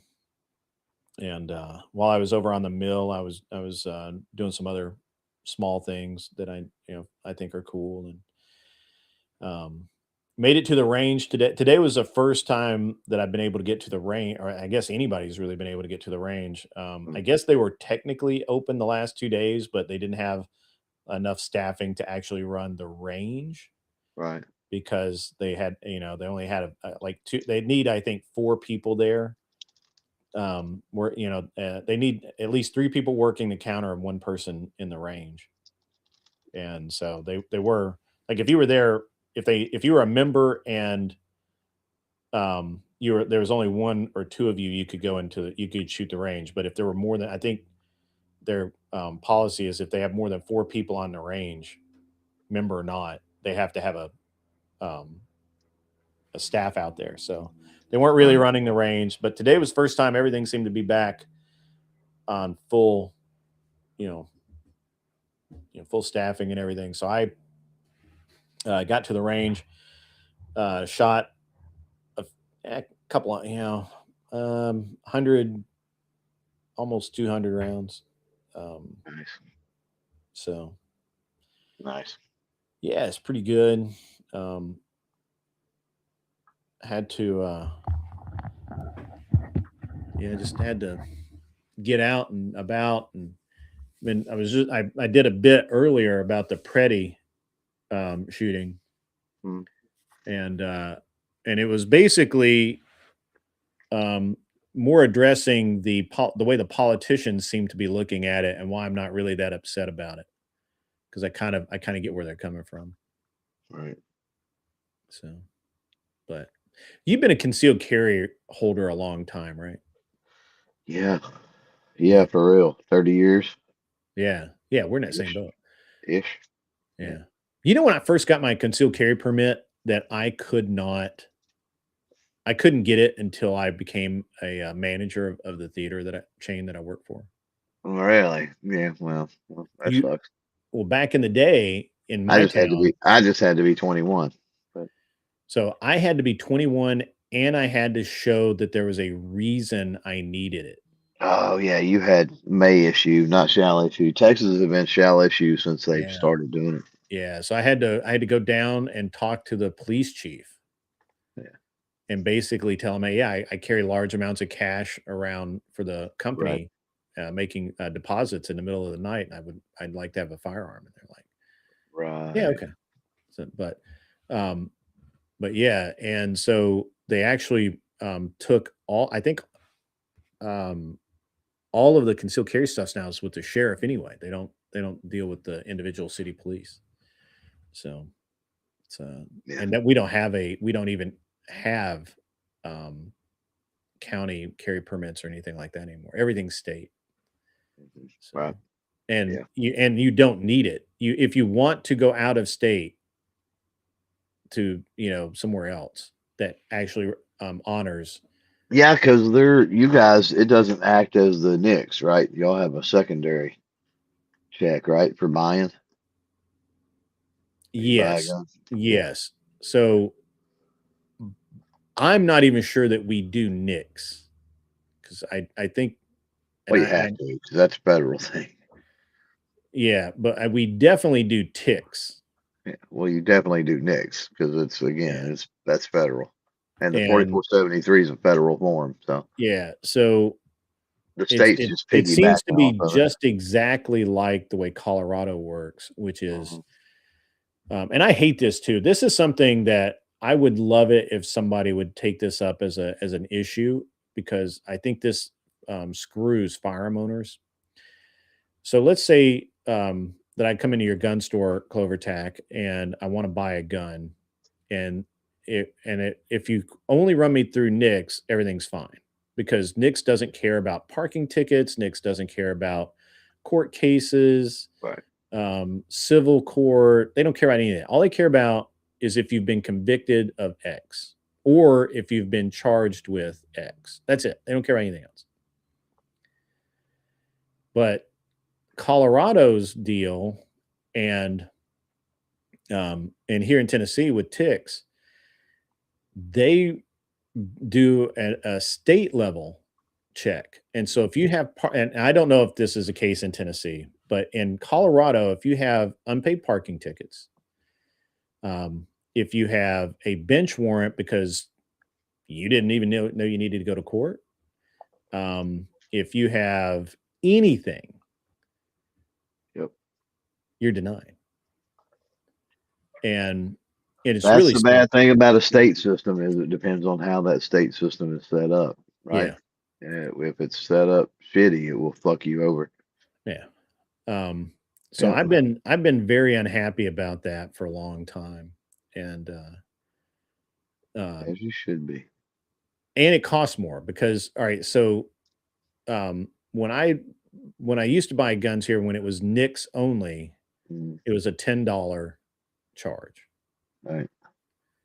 But now that it's Nicks and Ticks, it's I think they start at $30 for your magazine. That's we only have nicks here. If you do not have the license to carry, we only have the nicks, and 25 to 30 bucks is about the average rate for a transfer here. Hmm. That's In about what Colorado, they everybody in charges. Colorado they to keep their state level, they had to keep they couldn't add on any extra charges, and the gun store could not make money off of it. Right. That's how they sold the state deal to the state, to the citizens. So A lot of small shops, that's the only way they make money. They yeah, because they can't get distributorship, they can't get the pricing, and so yeah, what do? Well, they are basically they're a dealer, they're a transfer hub hmm for people. People buy it online, have it shipped to them. They go hmm pick it up, they pay their 20, 25, 30 bucks, whatever, and that's how those hmm FFL stay in business and make money. And without those, what the fuck are you going to do? yeah. That's the thing is you're dependent upon huge brick and mortars or whatever, and that's Well, I bad. think That's a the bad situation. yeah, and I think I saw Smoking Spaceman. He did a quick check and said Tix interfaces with Nix. Yeah, absolutely. The problem is that let's just say that that I go in a Clover Tax store, and I don't know it, but I've had a bench warrant for some stupid thing.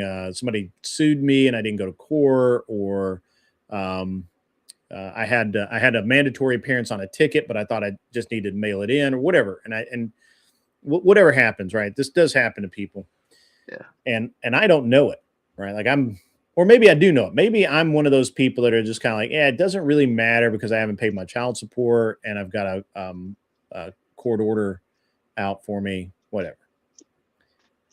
And you walk into Wal. Let's say I walk into we'll leave CloverTech out of it. Let's say I walk into Walmart and I want to buy a shotgun that they got. They got I don't know, whatever the fuck they carry. I haven't looked at guns in Walmart in a long time. And Walmart, does the Knicks ticks, and they'll sit there and they'll say, "Hey, it's taking a little bit of time to come back. Can you just hang out for another 10 minutes or 15 minutes, whatever?" And eventually, an officer is going to approach you and he's going to arrest you. So I don't like that part either. I think that goes against what we were promised when way back when we agreed to Knicks. I think it's a deal breaker. Yeah. It's all bullshit. It is You know what? bullshit, but that's the bullshit that we put up with is that it would not be used against you if they ran Knicks, right? Um, Yes. but Tennessee always has. I know a guy that was he when I ran movie theaters, he was an employee of mine, and he went down and to buy a gun at a pawn. He bought a gun at a pawn shop, Hmm. and the pawn shop calls him up, or no, pardon me, I think it was the police department called him up and said, "Hey, you need to come down. You didn't do your fingerprint right or something, and just we've got your form here at the police station. Come down here." Guy goes down to the police station, gets arrested because he had written a check, uh, and shockingly, I think it was at Walmart or Rexall Drugs or somewhere like that. He'd written a check, and the check had bounced, and so they had Walmart had they immediately like do a bad check thing for you, and they Oh, and the kid got arrested for a $20 check. yeah, it don't happen around here, which is also It a doesn't bad happen in thing. Colorado either. Colorado But can't do here, it. But here, here they're they do. so they've gotten so and there's very few bad checks anymore. But Yeah, um, yeah. That nobody was. I mean, does. obviously, that was a But long fucking time ago. yeah, but even so, I've been because I used to do, I had the DA was one of my accounts, and so I was in there pretty often doing work, and you just overhear things, and holy shit, the amount of people that would come in knowing that they had hot checks out and they would go straight to they would write a hot check, it would bounce, and then before anybody ever did anything like file charges or anything like that, they would go to the DA, tell the DA they wrote a hot check, and here's where they wrote it, and here's the amount, and the DA would basically set up terms on the shit. And of course, the DA would Really? get the county's fee. Yeah, the DA would get the county's fee and the other thing, but it was the most fucked up thing that I'd ever heard in my life. Like you would never go to jail. I mean, if you wrote a huge amount, maybe, but Mm, you would never go to jail for anything less than $1,000, something like that. Like you hmm. ain't going to jail. They're just going to make you pay it out. Now it's going to Yeah, be damn near loan shark, you know, um, yeah. That's crazy. cost. But I yeah, I think so, and I don't know because um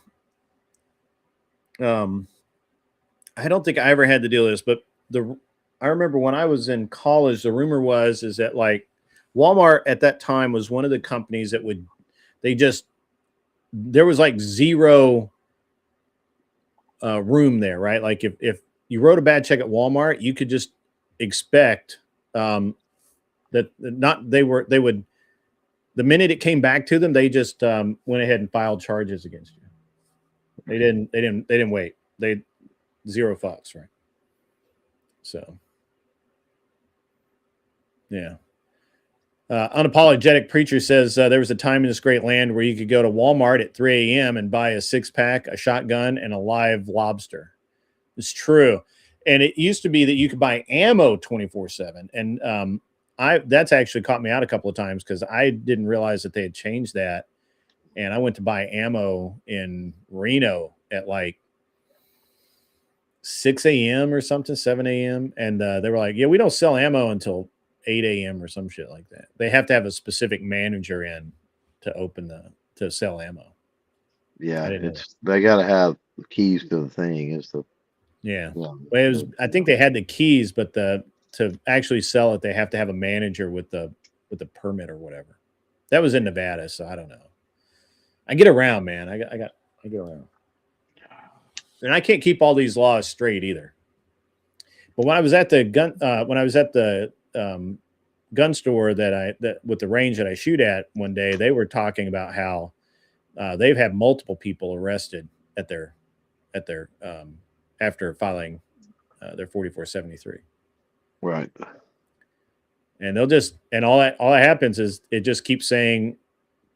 I don't think they send anything to the gun store saying that there's a problem. It just sits there and says processing forever, and then you know a cop shows up before it ends. Right. Yeah, and I don't.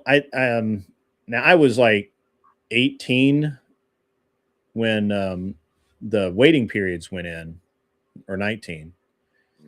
So Nix went in later, and I remember when everyone when we were voting for or against Nix, and the idea of Nix was that it would not be held against you if you went in and you had a record, or you had something out there that you wouldn't Right. be Yeah, targeted it was even only later. only certain things. Yeah. Yeah, yeah, yeah. Yeah. And so they've obviously don't they give zero shits now. Yeah. So Yeah, the whole idea behind Knicks, and it's way more expanded now than that, way more. And that's where, you give them an inch, they take a fucking mile. yeah, But the whole it's definitely idea, the creepy. whole idea was, hey, we need a way to tell if this person is a convicted Yeah, felon, right? yeah, Well, that's a far different thing from do you have a warrant? That's a yeah. far Right, different right. And thing that's from a traffic ticket. That's a far yeah, different thing. Like, Yeah. are you addicted to Well, narcotics? Have you been adjudicated in a mental incident? Like all this other crap that they put in has if you don't nothing pay to your do child with the support, original. Yeah, right? child support. Exactly right. Yeah. Yeah, if you Uh-huh. don't pay your child Yeah. support, the child support court puts Yeah. a bench warrant out for you because Yep. they automatically do it. Like they don't Yep. tell you, they just do Yep. it. Yep. And the next time you get pulled over for, Yep. I understand. Look, I kind of get it. You're a deadbeat, and the next time you get pulled over for you're because you run a stop sign or you're speeding a little bit or whatever, the cop gets you, and then you're forced to come to court. I get it. I don't like it. I think it's bullshit. I don't think our country should work that way, and I especially don't think it should have anything to do with preventing you from buying a firearm. Right? Like, you know, it just shouldn't. Right? Now I understand how crazy that sounds. You can't pay your child support, but you're out buying a firearm. But maybe there's a reason a guy's not paying his child support. Or maybe he is paying it and his wife is reporting him as not paying it, and you don't know. I don't want to know. I don't know. I don't want to know. I just don't. I just don't get it. You're right. It's been expanded. It's just crazy. Well, and I oftentimes, like my son-in-law ran into kind of that issue a little bit because he has not state mandated. He has agreements with like baby mama, right? Hmm. Um, and so it wasn't the state coming down on him or anything else. So it's one of those situations where if it was a situation to where they mutually agreed on it, right? They signed the Mhm. papers. They said here's the way we're going to do things. Then that's fine. I mean, the state has no say with that. But what can happen is baby mama gets upset. Baby mama goes and ignores the fact that there's a civil agreement. It says, hey, they're not paying, or they're not paying enough is what'll happen a lot of times. Mhm. Because they agreed on a number based on the current job or whatever, and then he Mhm. goes and gets. And I had a buddy that had this happen too. He went and got a new, he got a better job, much better job, and he had an agreement for X number of dollars, which they were joint custody any fucking way, you Sure. know. So he shouldn't have been paying anything, but they lived in the same town. They were, 1 week here, 1 week there. Um, but yeah, I mean, she, did the same thing. Like, oh, well, he's not paying enough now, and Yeah. it's like, no, wait a minute. There's an agreement. Yeah. And ultimately, what sucked is ultimately the state nullified that agreement, which is fucked up. Like that has nothing to me. That has nothing to do with the state. We got way Yeah. off the gun prattle. We ain't gun prattling. Yeah. Yeah. We That got. Yeah. I mean, we started with Gun Prattle. We get holy into shit, we got into being a criminal or yeah. not Well, I mean, that's being treated like a criminal when you're not a right. criminal. I guess that's Yeah. pretty adjacent though. Well, I just think that the original, I understood the original purpose of a NICS check, a simple check, a national database, so Are that you you could, a if you were felon? look, this is for anyone that doesn't know, the original purpose of NICS was if you were a felon in Tennessee and you drove down to Alabama and went in to buy a firearm, Yep.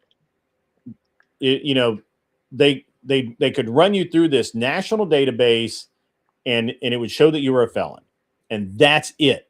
That was it. That was only supposed to be the thing. Now what's happened is the states have put their own version. Some states have put their own version in. I think Alabama actually only does NICS. Texas may only do NICS, um, but Colorado does NICS and CBI, and you're more likely to fail the CBI. I literally know somebody who failed because of parking tickets.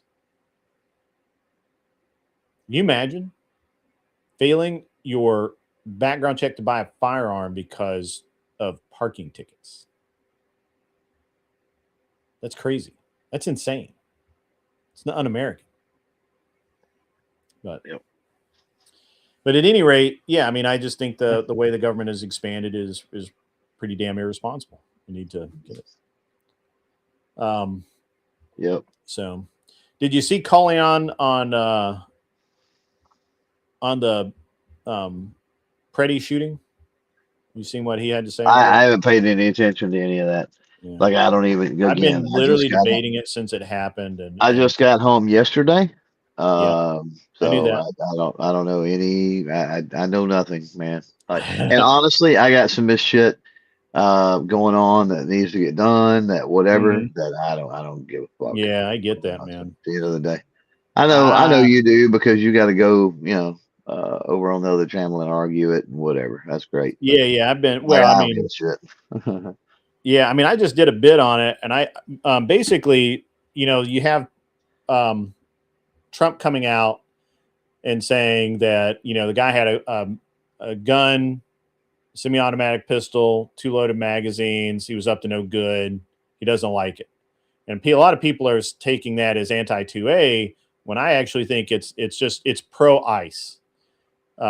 Right? It has nothing to do with the Second Amendment at all. It's just pro ICE, and I it took me a minute to kind of wrap my head around this, but and especially like Bovino, when Bovino said in his press conference that what tripped me to this political mindset is Bovino in his press conference says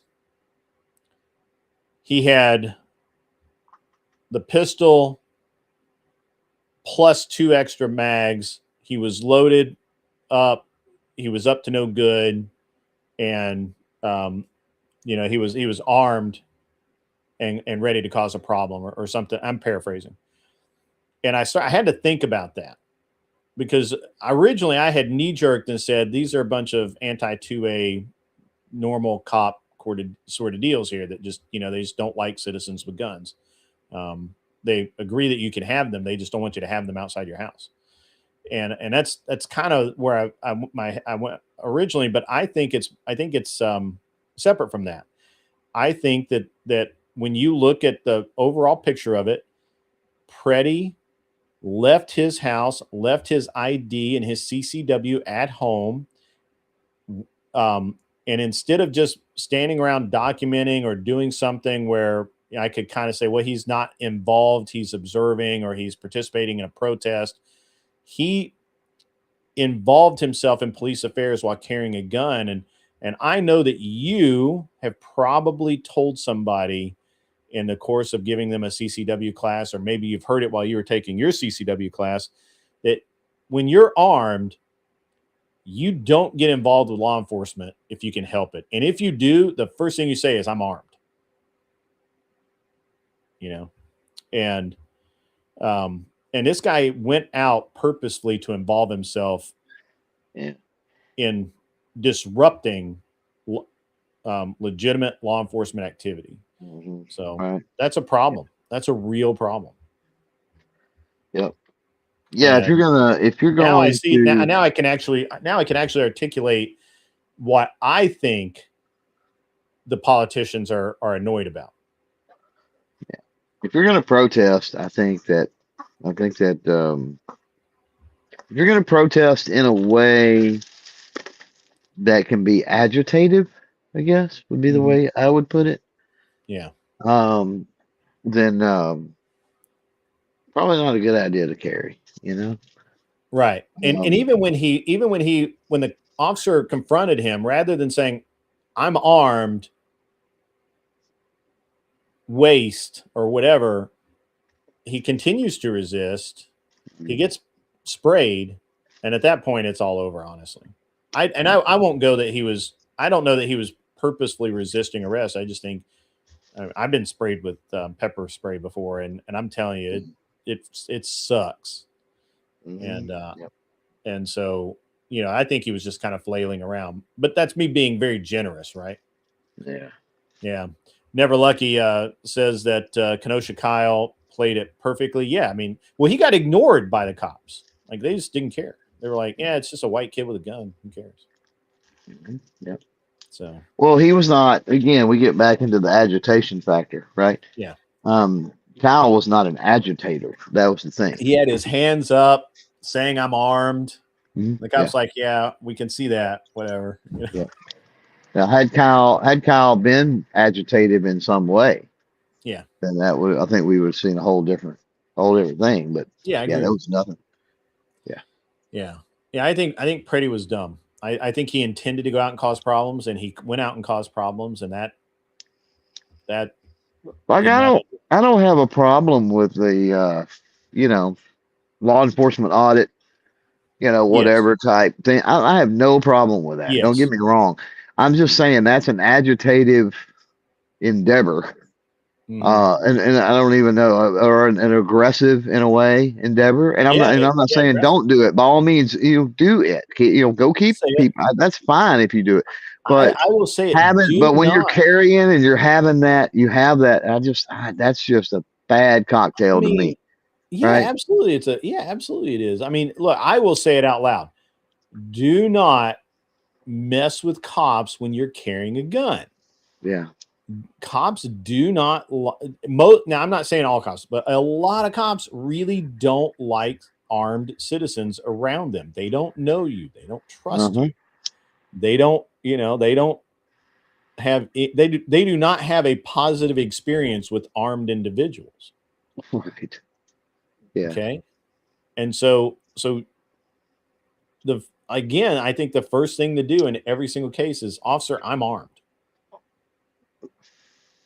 So I think Yeah, this I is don't where, know. I mean, maybe if they approached you, but if you're an agitator, if you're being aggressive, the yeah. play is to not have it in the first fucking place. That's the Well, only and play. that's exactly, and so that's Like actually, I get it. If Grid's walking down the street and something weird happens and the cop comes over and starts asking some questions. Yeah, I mhm, mean for me, I mean that situation I would probably disclose if I wasn't already open carrying or carrying in a way that they knew anyway. I would probably disclose just so that they felt better. But then you got to be careful with that too. You got to be careful with yeah, how you present that, and a lot of people get in trouble for that because I've seen dash cam footage and stuff before, and body cam footage where the person goes, "I've got a gun," and I'm like, "Whoa, shit, hold on, no, yeah, no, no, yeah. no, no, That's no." not how to say that.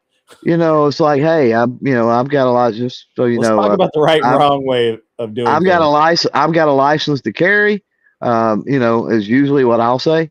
Yeah, And then if they want to follow up with where's it at or something, I go, hey, right hip or yeah, yeah, whatever. And most of the time they're like, well, as long as you don't, most of the time I'll say I've got a license to carry, and they'll say, as long as you don't reach for it, we won't have a problem. I'm like, that's, okay, and a lot of times yeah, I get pulled over. So I was saying that, I was talking about last night. I was like, so I was driving a car. I've been pulled over with guns many times, and yeah, I've had an officer pull their gun on me, and so now I don't do any of that. And so I had yeah, an officer in Utah pull me over. I knew we were going to get pulled over as a DUI checkpoint. The minute I drove by that car, I knew he was going to pull us over, because yeah, we're four dudes, out of state tags, Friday night. There's just no damn way in hell we're not getting pulled over, right? He's right, going to do a sobriety check on us. That's the way it is. Fine. So he pulls us over, say, hey, you kind of wobbly while you're changing lanes back there. I'm like, yeah, it's a little foggy out here. I don't want to run into somebody, whatever. I'm like, yeah. He's like, yeah, okay.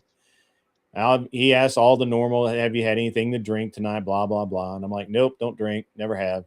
Okay, well, license and registration, and we'll, get you on your way. And I'm like, okay. I'll give you my license, but my registration and insurance are in the glove compartment with my gun, and I don't think you want me reaching there. He's like, nope, I don't. And he walked, well, he was at that window anyway. So um, the kid that was sitting in the window or sitting in that seat was like, that guy, he was like leaned way back, and the officer opened the glove box and took out the gun and cleared it. And then he took out the license and oh register, wow, that's fucked up. or the registration and That's fucked up, man. I mean, taking it out, sit it on the dash or something, maybe, or sitting it on the yeah, roof, but clearing it, yeah.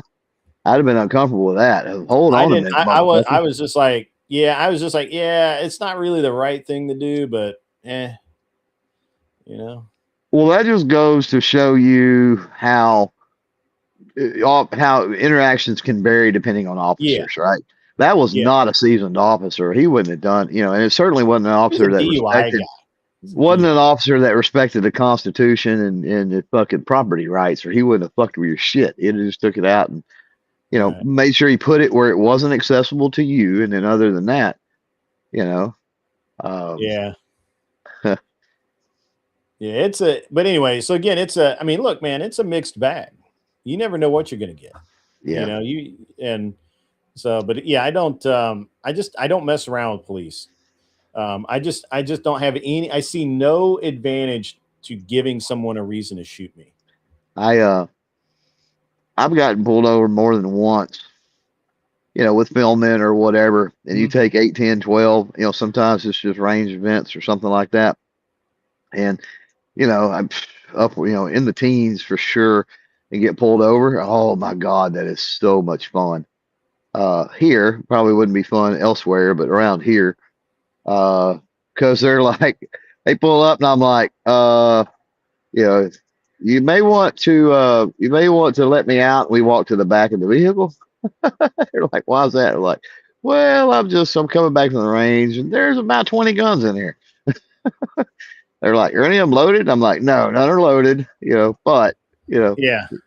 you may feel more comfortable. And they're like, okay. And usually they open the door at that point and I get out and, we walk to the back of the vehicle and, do Yeah. whatever. And most of the time it ends on the side of the road showing off guns most of the time. He's like, what else in Yeah. there? You know? Yeah. Yeah. I've had my share of that kind of thing too. Um, P320s won't go off if you just drop them on the roof. That's very funny. The legends of the 320. That's hilarious. It's pretty funny right now. Right. I am finding it more and more hilarious. I'm probably the only one, but whatever. Yeah. But yeah, Mm. that's why they're saying that the P320 could have started the Civil War. Have you heard that? Yeah. Yeah, because apparently I haven't heard the audio. I've seen enhanced video, which I don't believe, but I've seen where they had it looks like the 320, the trigger, the cop had his finger on the trigger, may have Yeah. indeed into the ground. Yeah. The So whole 320 thing, I'm over it anyway. yeah, I never was a big SIG fan, and I've started to kind of come around to it when all that started to happen, and I'm over it. So I like my P320, but I mean I've spent so much money on that thing. right. So, but I don't know if I've told you. I was talking earlier about my love hate relationship with the P320. It's one of those things where I'd buy one and I'd use it for a while, and then without fail, it just they're not accurate. Some of them aren't accurate. The triggers feel mushy to me. I never liked the trigger in them. They have a little bit of a weirdness to them when you're dry firing them. I was just like, Um, I just don't know. Can't get. changing, not changing the subject completely, Yeah, yeah. but when you went to the range that shot the indoor, the Mhm. trailer, I never went there. um, I started to, but I didn't. oh, you never did go? No, Oh, you should have. I had to pass for you, but Damn it, you should have. I thought you went. I thought you went. You had an extra one or something. no, I had two. The guy at Canic Yeah. gave me two. Well, damn it. I thought maybe you went and shot. Mm-mm. I was going to ask what you thought about that. That's a pretty neat setup. It is a really neat setup. My buddy was running it. I wish I had gone over now. So What were you going to shoot in there? The Prime? whatever the new Canic is, the Mete or Prime or Yeah, whatever. the Mete Prime. Yeah. Yeah. Yeah. So yeah, they had it over there, and I could have probably shot anything else over there too. I run into Adam uh, with Canic. He was actually in the Century booth, which was interesting, but um, Well, Canic and and Century imported the Canic originally. yeah. But he is no longer. He is primarily Canic now. Ah, gotcha. That's what I was getting at, not Century. But Hmm. anyway, um, which was kind of weird. He was over there, but I mean, that's his friends and whatever. So I mean, I get it. Yeah. Um, the last day, Friday, and so he's supposed to be sending me a Prime. We'll see. Yeah, I got to start making calls this week. I got to call. I got an inch of I cards would, I would. So, pro tip: I wouldn't do anything until next week, next week. and even then, I would be mindful that Great American Outdoors and EWA and Mm, everything else is going on. So, one of the biggest things that people with shot is they'll come out of shot and they'll feel like they've been ghosted after they only email one time, and you know what I mm, mean. And they're like, oh, send them an email and I didn't hear back and they're ghosting yeah. me. And they don't realize that, especially with the weather, a lot of folks are delayed. I know folks that still aren't home. Um, and so, but then you've got EWA, and then you've got also, holy shit, you've got EWA, you've got MBS, and you've Mhm, got Great American Outdoor all going on in the next couple of weeks as far as shows. mhm, Um, so with all of that going on, I mean, it happens. So I usually wait, um, not the a week, Monday after week, at the very earliest before I start sending anything mhm. out, and even then I'm patient because it's nuts. I'm gonna reach out to Alpha Foxtrot about Yeah, getting my slide fixed first, and right. then um, see if they want to do it. I we'll see if I can get an interview with those guys. I don't know if they're going to want to do a whole lot, um, and it may partner with me. I don't know. We'll see. Yeah, They're kind of like I have like and basically what I'm going to do is I'm going to do like 5 a week, just contact and not batch email everybody. I just think that's bad idea, and I may do more, but I don't know. I'm still trying to figure it out, but I think and I knew that it was going to be a couple of weeks. Um, so now, do you go to the Great Outdoor Show or any of that, or I did you're not go to Great American because it's a 10-day thing. mm, The vast majority is outdoor related campers and mm, boats and bullshit that I yeah, do yeah, not care one bit about. So I don't go to that. And then EWA is overseas. EWA's hmm, in Germany, and that would be fucking cool. But a couple of things about EWA. Number one, you would have to get, which I probably could. It would be expensive to go, obviously, but I could probably get a pass through some company that I work with, and it would be kind of cool. But also hear that you're suit and tie over there, mm. so it's a really interesting thing I and brought being my suit and international. tie. I didn't get to wear it. And then I mean NBS, that's a dealer. Uh, uh, Mm, a distributor, I should say, yeah, show. And I've been to NBS before, and it is from a media standpoint, it's boring as fuck. yeah, So it's in Fort Worth, so it's not terribly far away. Um, and that can be kind of cool, just to go and hang out or whatever. But hmm. yeah, it is not. You're not going to get any content or then and the marketing guys. It's all sales people. There's no So marketing people there or anything. I was actually criticized a little bit by because I didn't really get any content or anything at Shot, and I was like, Criticized by every who? Somebody who fucking yeah, understands. yeah, just some other people. And I was like, well, I don't think you understand. It's really loud, and all of the content that I've seen from Shot kind of sucks. Like Yeah, and they do it you in have to very do it in short. a yeah, you have to do it in a weird way. So first of all, you have to have mics with good noise canceling. And if you do, Yeah. then it's really the noise is not a problem. The noise, a little bit of noise is also the ambiance that it sets an ambiance that it's at a show. So it's Mhm. really not Yeah. that bad, assuming you've got good quality microphones with noise canceling. So that's number one. Number two is that everybody and their fucking dog goes, and especially newbies, Mhm. especially the folks that have gone for the first time. Maybe they've only gone a couple times. They're not really plugged into, the industry. Yep. Uh, Whether they're just stupid or inept or they're introverted or whatever reason, they're not plugged into the industry after years. But those people do just your standard booth video, right? Yeah, And there are. to me, those are boring as fuck. There are people that like them, but they're Yes, boring as fuck. yeah, that's And that's so, exactly what my opinion was. Is um, they were too loud yeah, and they were yeah. boring as fuck. Yeah. Now there is interesting ways, I think, in the two videos, maybe two, that I'll drop. Well, I'll have three because I'll have one from a range event that I plan on doing, and then I've got two from the show floor.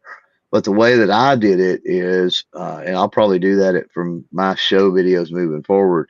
If I do any content, it will be a multi-pronged thing, so Mm, multi-product thing. So what I did is I said, well, you've seen the English, the SDS, the English high power mhm. 2035. So that fucker's sweet. And so I did a video with that, and then what I did, and because usually the booth videos are not that long, and so and you can edit them down even shorter if you need to, but so what I did is I said, "Oh yeah, this is Delta Point Pro footprint on the optic. So now we got need to go find an optic to fit this." So then what I did is I went downstairs to a company that I knew had Delta Point an optic that was Delta Point Pro footprint, and so I did a video on that or a booth video with that, and so I'm going to smash those two together. You feel what I'm saying? So instead of it Mhm. just being Yeah, one boring fucking booth video, it's, hey, this is a cool gun. Oh shit, we need to, but you're going to have an optic for it. Let's go yeah, find that too. So it's a little bit different than just a regular monotonous droning booth review. So um, I don't know. We'll see how it goes over, but um, I mean, I have no problem when I do, and I did not do it for shot. I really don't have any problem selling mid-roll ads on just normal booth videos, but the problem with that is I watch them and they're boring as fuck. Like I don't like doing yeah. I them, mean, I I don't thought like they would editing be them, and I boring. don't like watching them. Well, I had two issues. First, I was moving the whole time, and I thought they would be boring. Those Yeah, two things. So, all yeah. right, guys, if you haven't already, click the link um, that I just posted. Make sure you subscribe to Gun Prattle. I know some of you are over in Heck the yeah. other stream. You are over in the Unreasonable Man stream, which is fine. But I'm going to stop co-streaming these. I did YouTube. I had Kick going because I was going to do some gun stuff, just shut the camera off on YouTube. However, for whatever reason today it would not work. I've got to figure out how I did it before and do it that way again. All right. But at any rate, I got to go. I got to get out of here. I got things to do. It was a great day at the range today. I'll be at the range again tomorrow. I'm not really sure um, if the I'm not really sure if the show will happen tomorrow. I'm planning on doing a normal day shift show tomorrow, but we may leak some Did gun you get prattling. her? Did you get her rescheduled, or is it up in the air at this point? I don't know. Kita's daughter's like not feeling well. She may have um it's a Hashimoto's thyroid, Mm, okay. and there so she's not feeling good. I mean, her daughter's not feeling good, so she's concerned about that. I'm gonna just I'm gonna reach out to her today and see if she's gonna do it. Um, but Yeah. Well, just get it uh, redone. if if she can't do it, I'm going to um, I'm going to reach out and see if I can get somebody else on. Just a quick fill in, and maybe I'll do that on tomorrow night. Maybe that'll be my Thursday night show. Right. Um, I meant to ask you at the show. I never really did have time to properly talk to the Bursa guys, but I'd really like to talk to the Bursa guys about getting one of their Yeah, I can um, get you that. I can get 2011. you that contact, but I'll tell you that really needs to be done in person with them. I know, Some but companies are okay, but I mean, it's not I we were altogether just horrible to do it through email and other things. But yeah. with Bursa in particular, they're really big on the personal relationship Yeah. side of it. Well, I'm But not. I you've mean, I'm got, not ready for anything yet. but you've got NRA coming up in Houston for too long. You Yeah, can yeah. always make that. I'm not. I mean, I just want to kind of talk to him a little bit, Yeah, and see, just see what we can maybe do together. and even I was and really even busy the if whole time, so. even if you just came into Houston Hmm. for the that Saturday, it's Friday, Saturday, Sunday.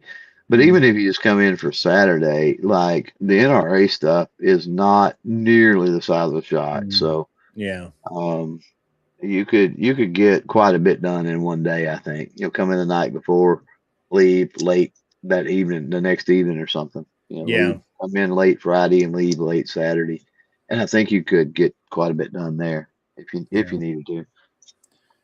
yeah. I need to check the dates on that and see what's going on. But And it's easy to get into that. You just go, hey, I'm media. yeah, Basically, I need a media right. pass. I need this Yeah, many media passes. Actually, is what you do. yeah, yeah. All right, guys. Hopefully you subscribe to Gun Prattle today, and if not, I don't know why you didn't, because the link's right there in front of you. I got to get out of here. We're gonna go have a good time doing some other stuff. Also, still gun related, just not in my studio. Clover Tech, thanks for jumping up, man. It's always a good Yeah. time, and I'm glad you got back Anytime. safe. And we'll be talking to you again soon. Oh yeah. Everybody else, have a great rest of your day. Go shoot something and not someone. Don't shoot shoot something. See you guys.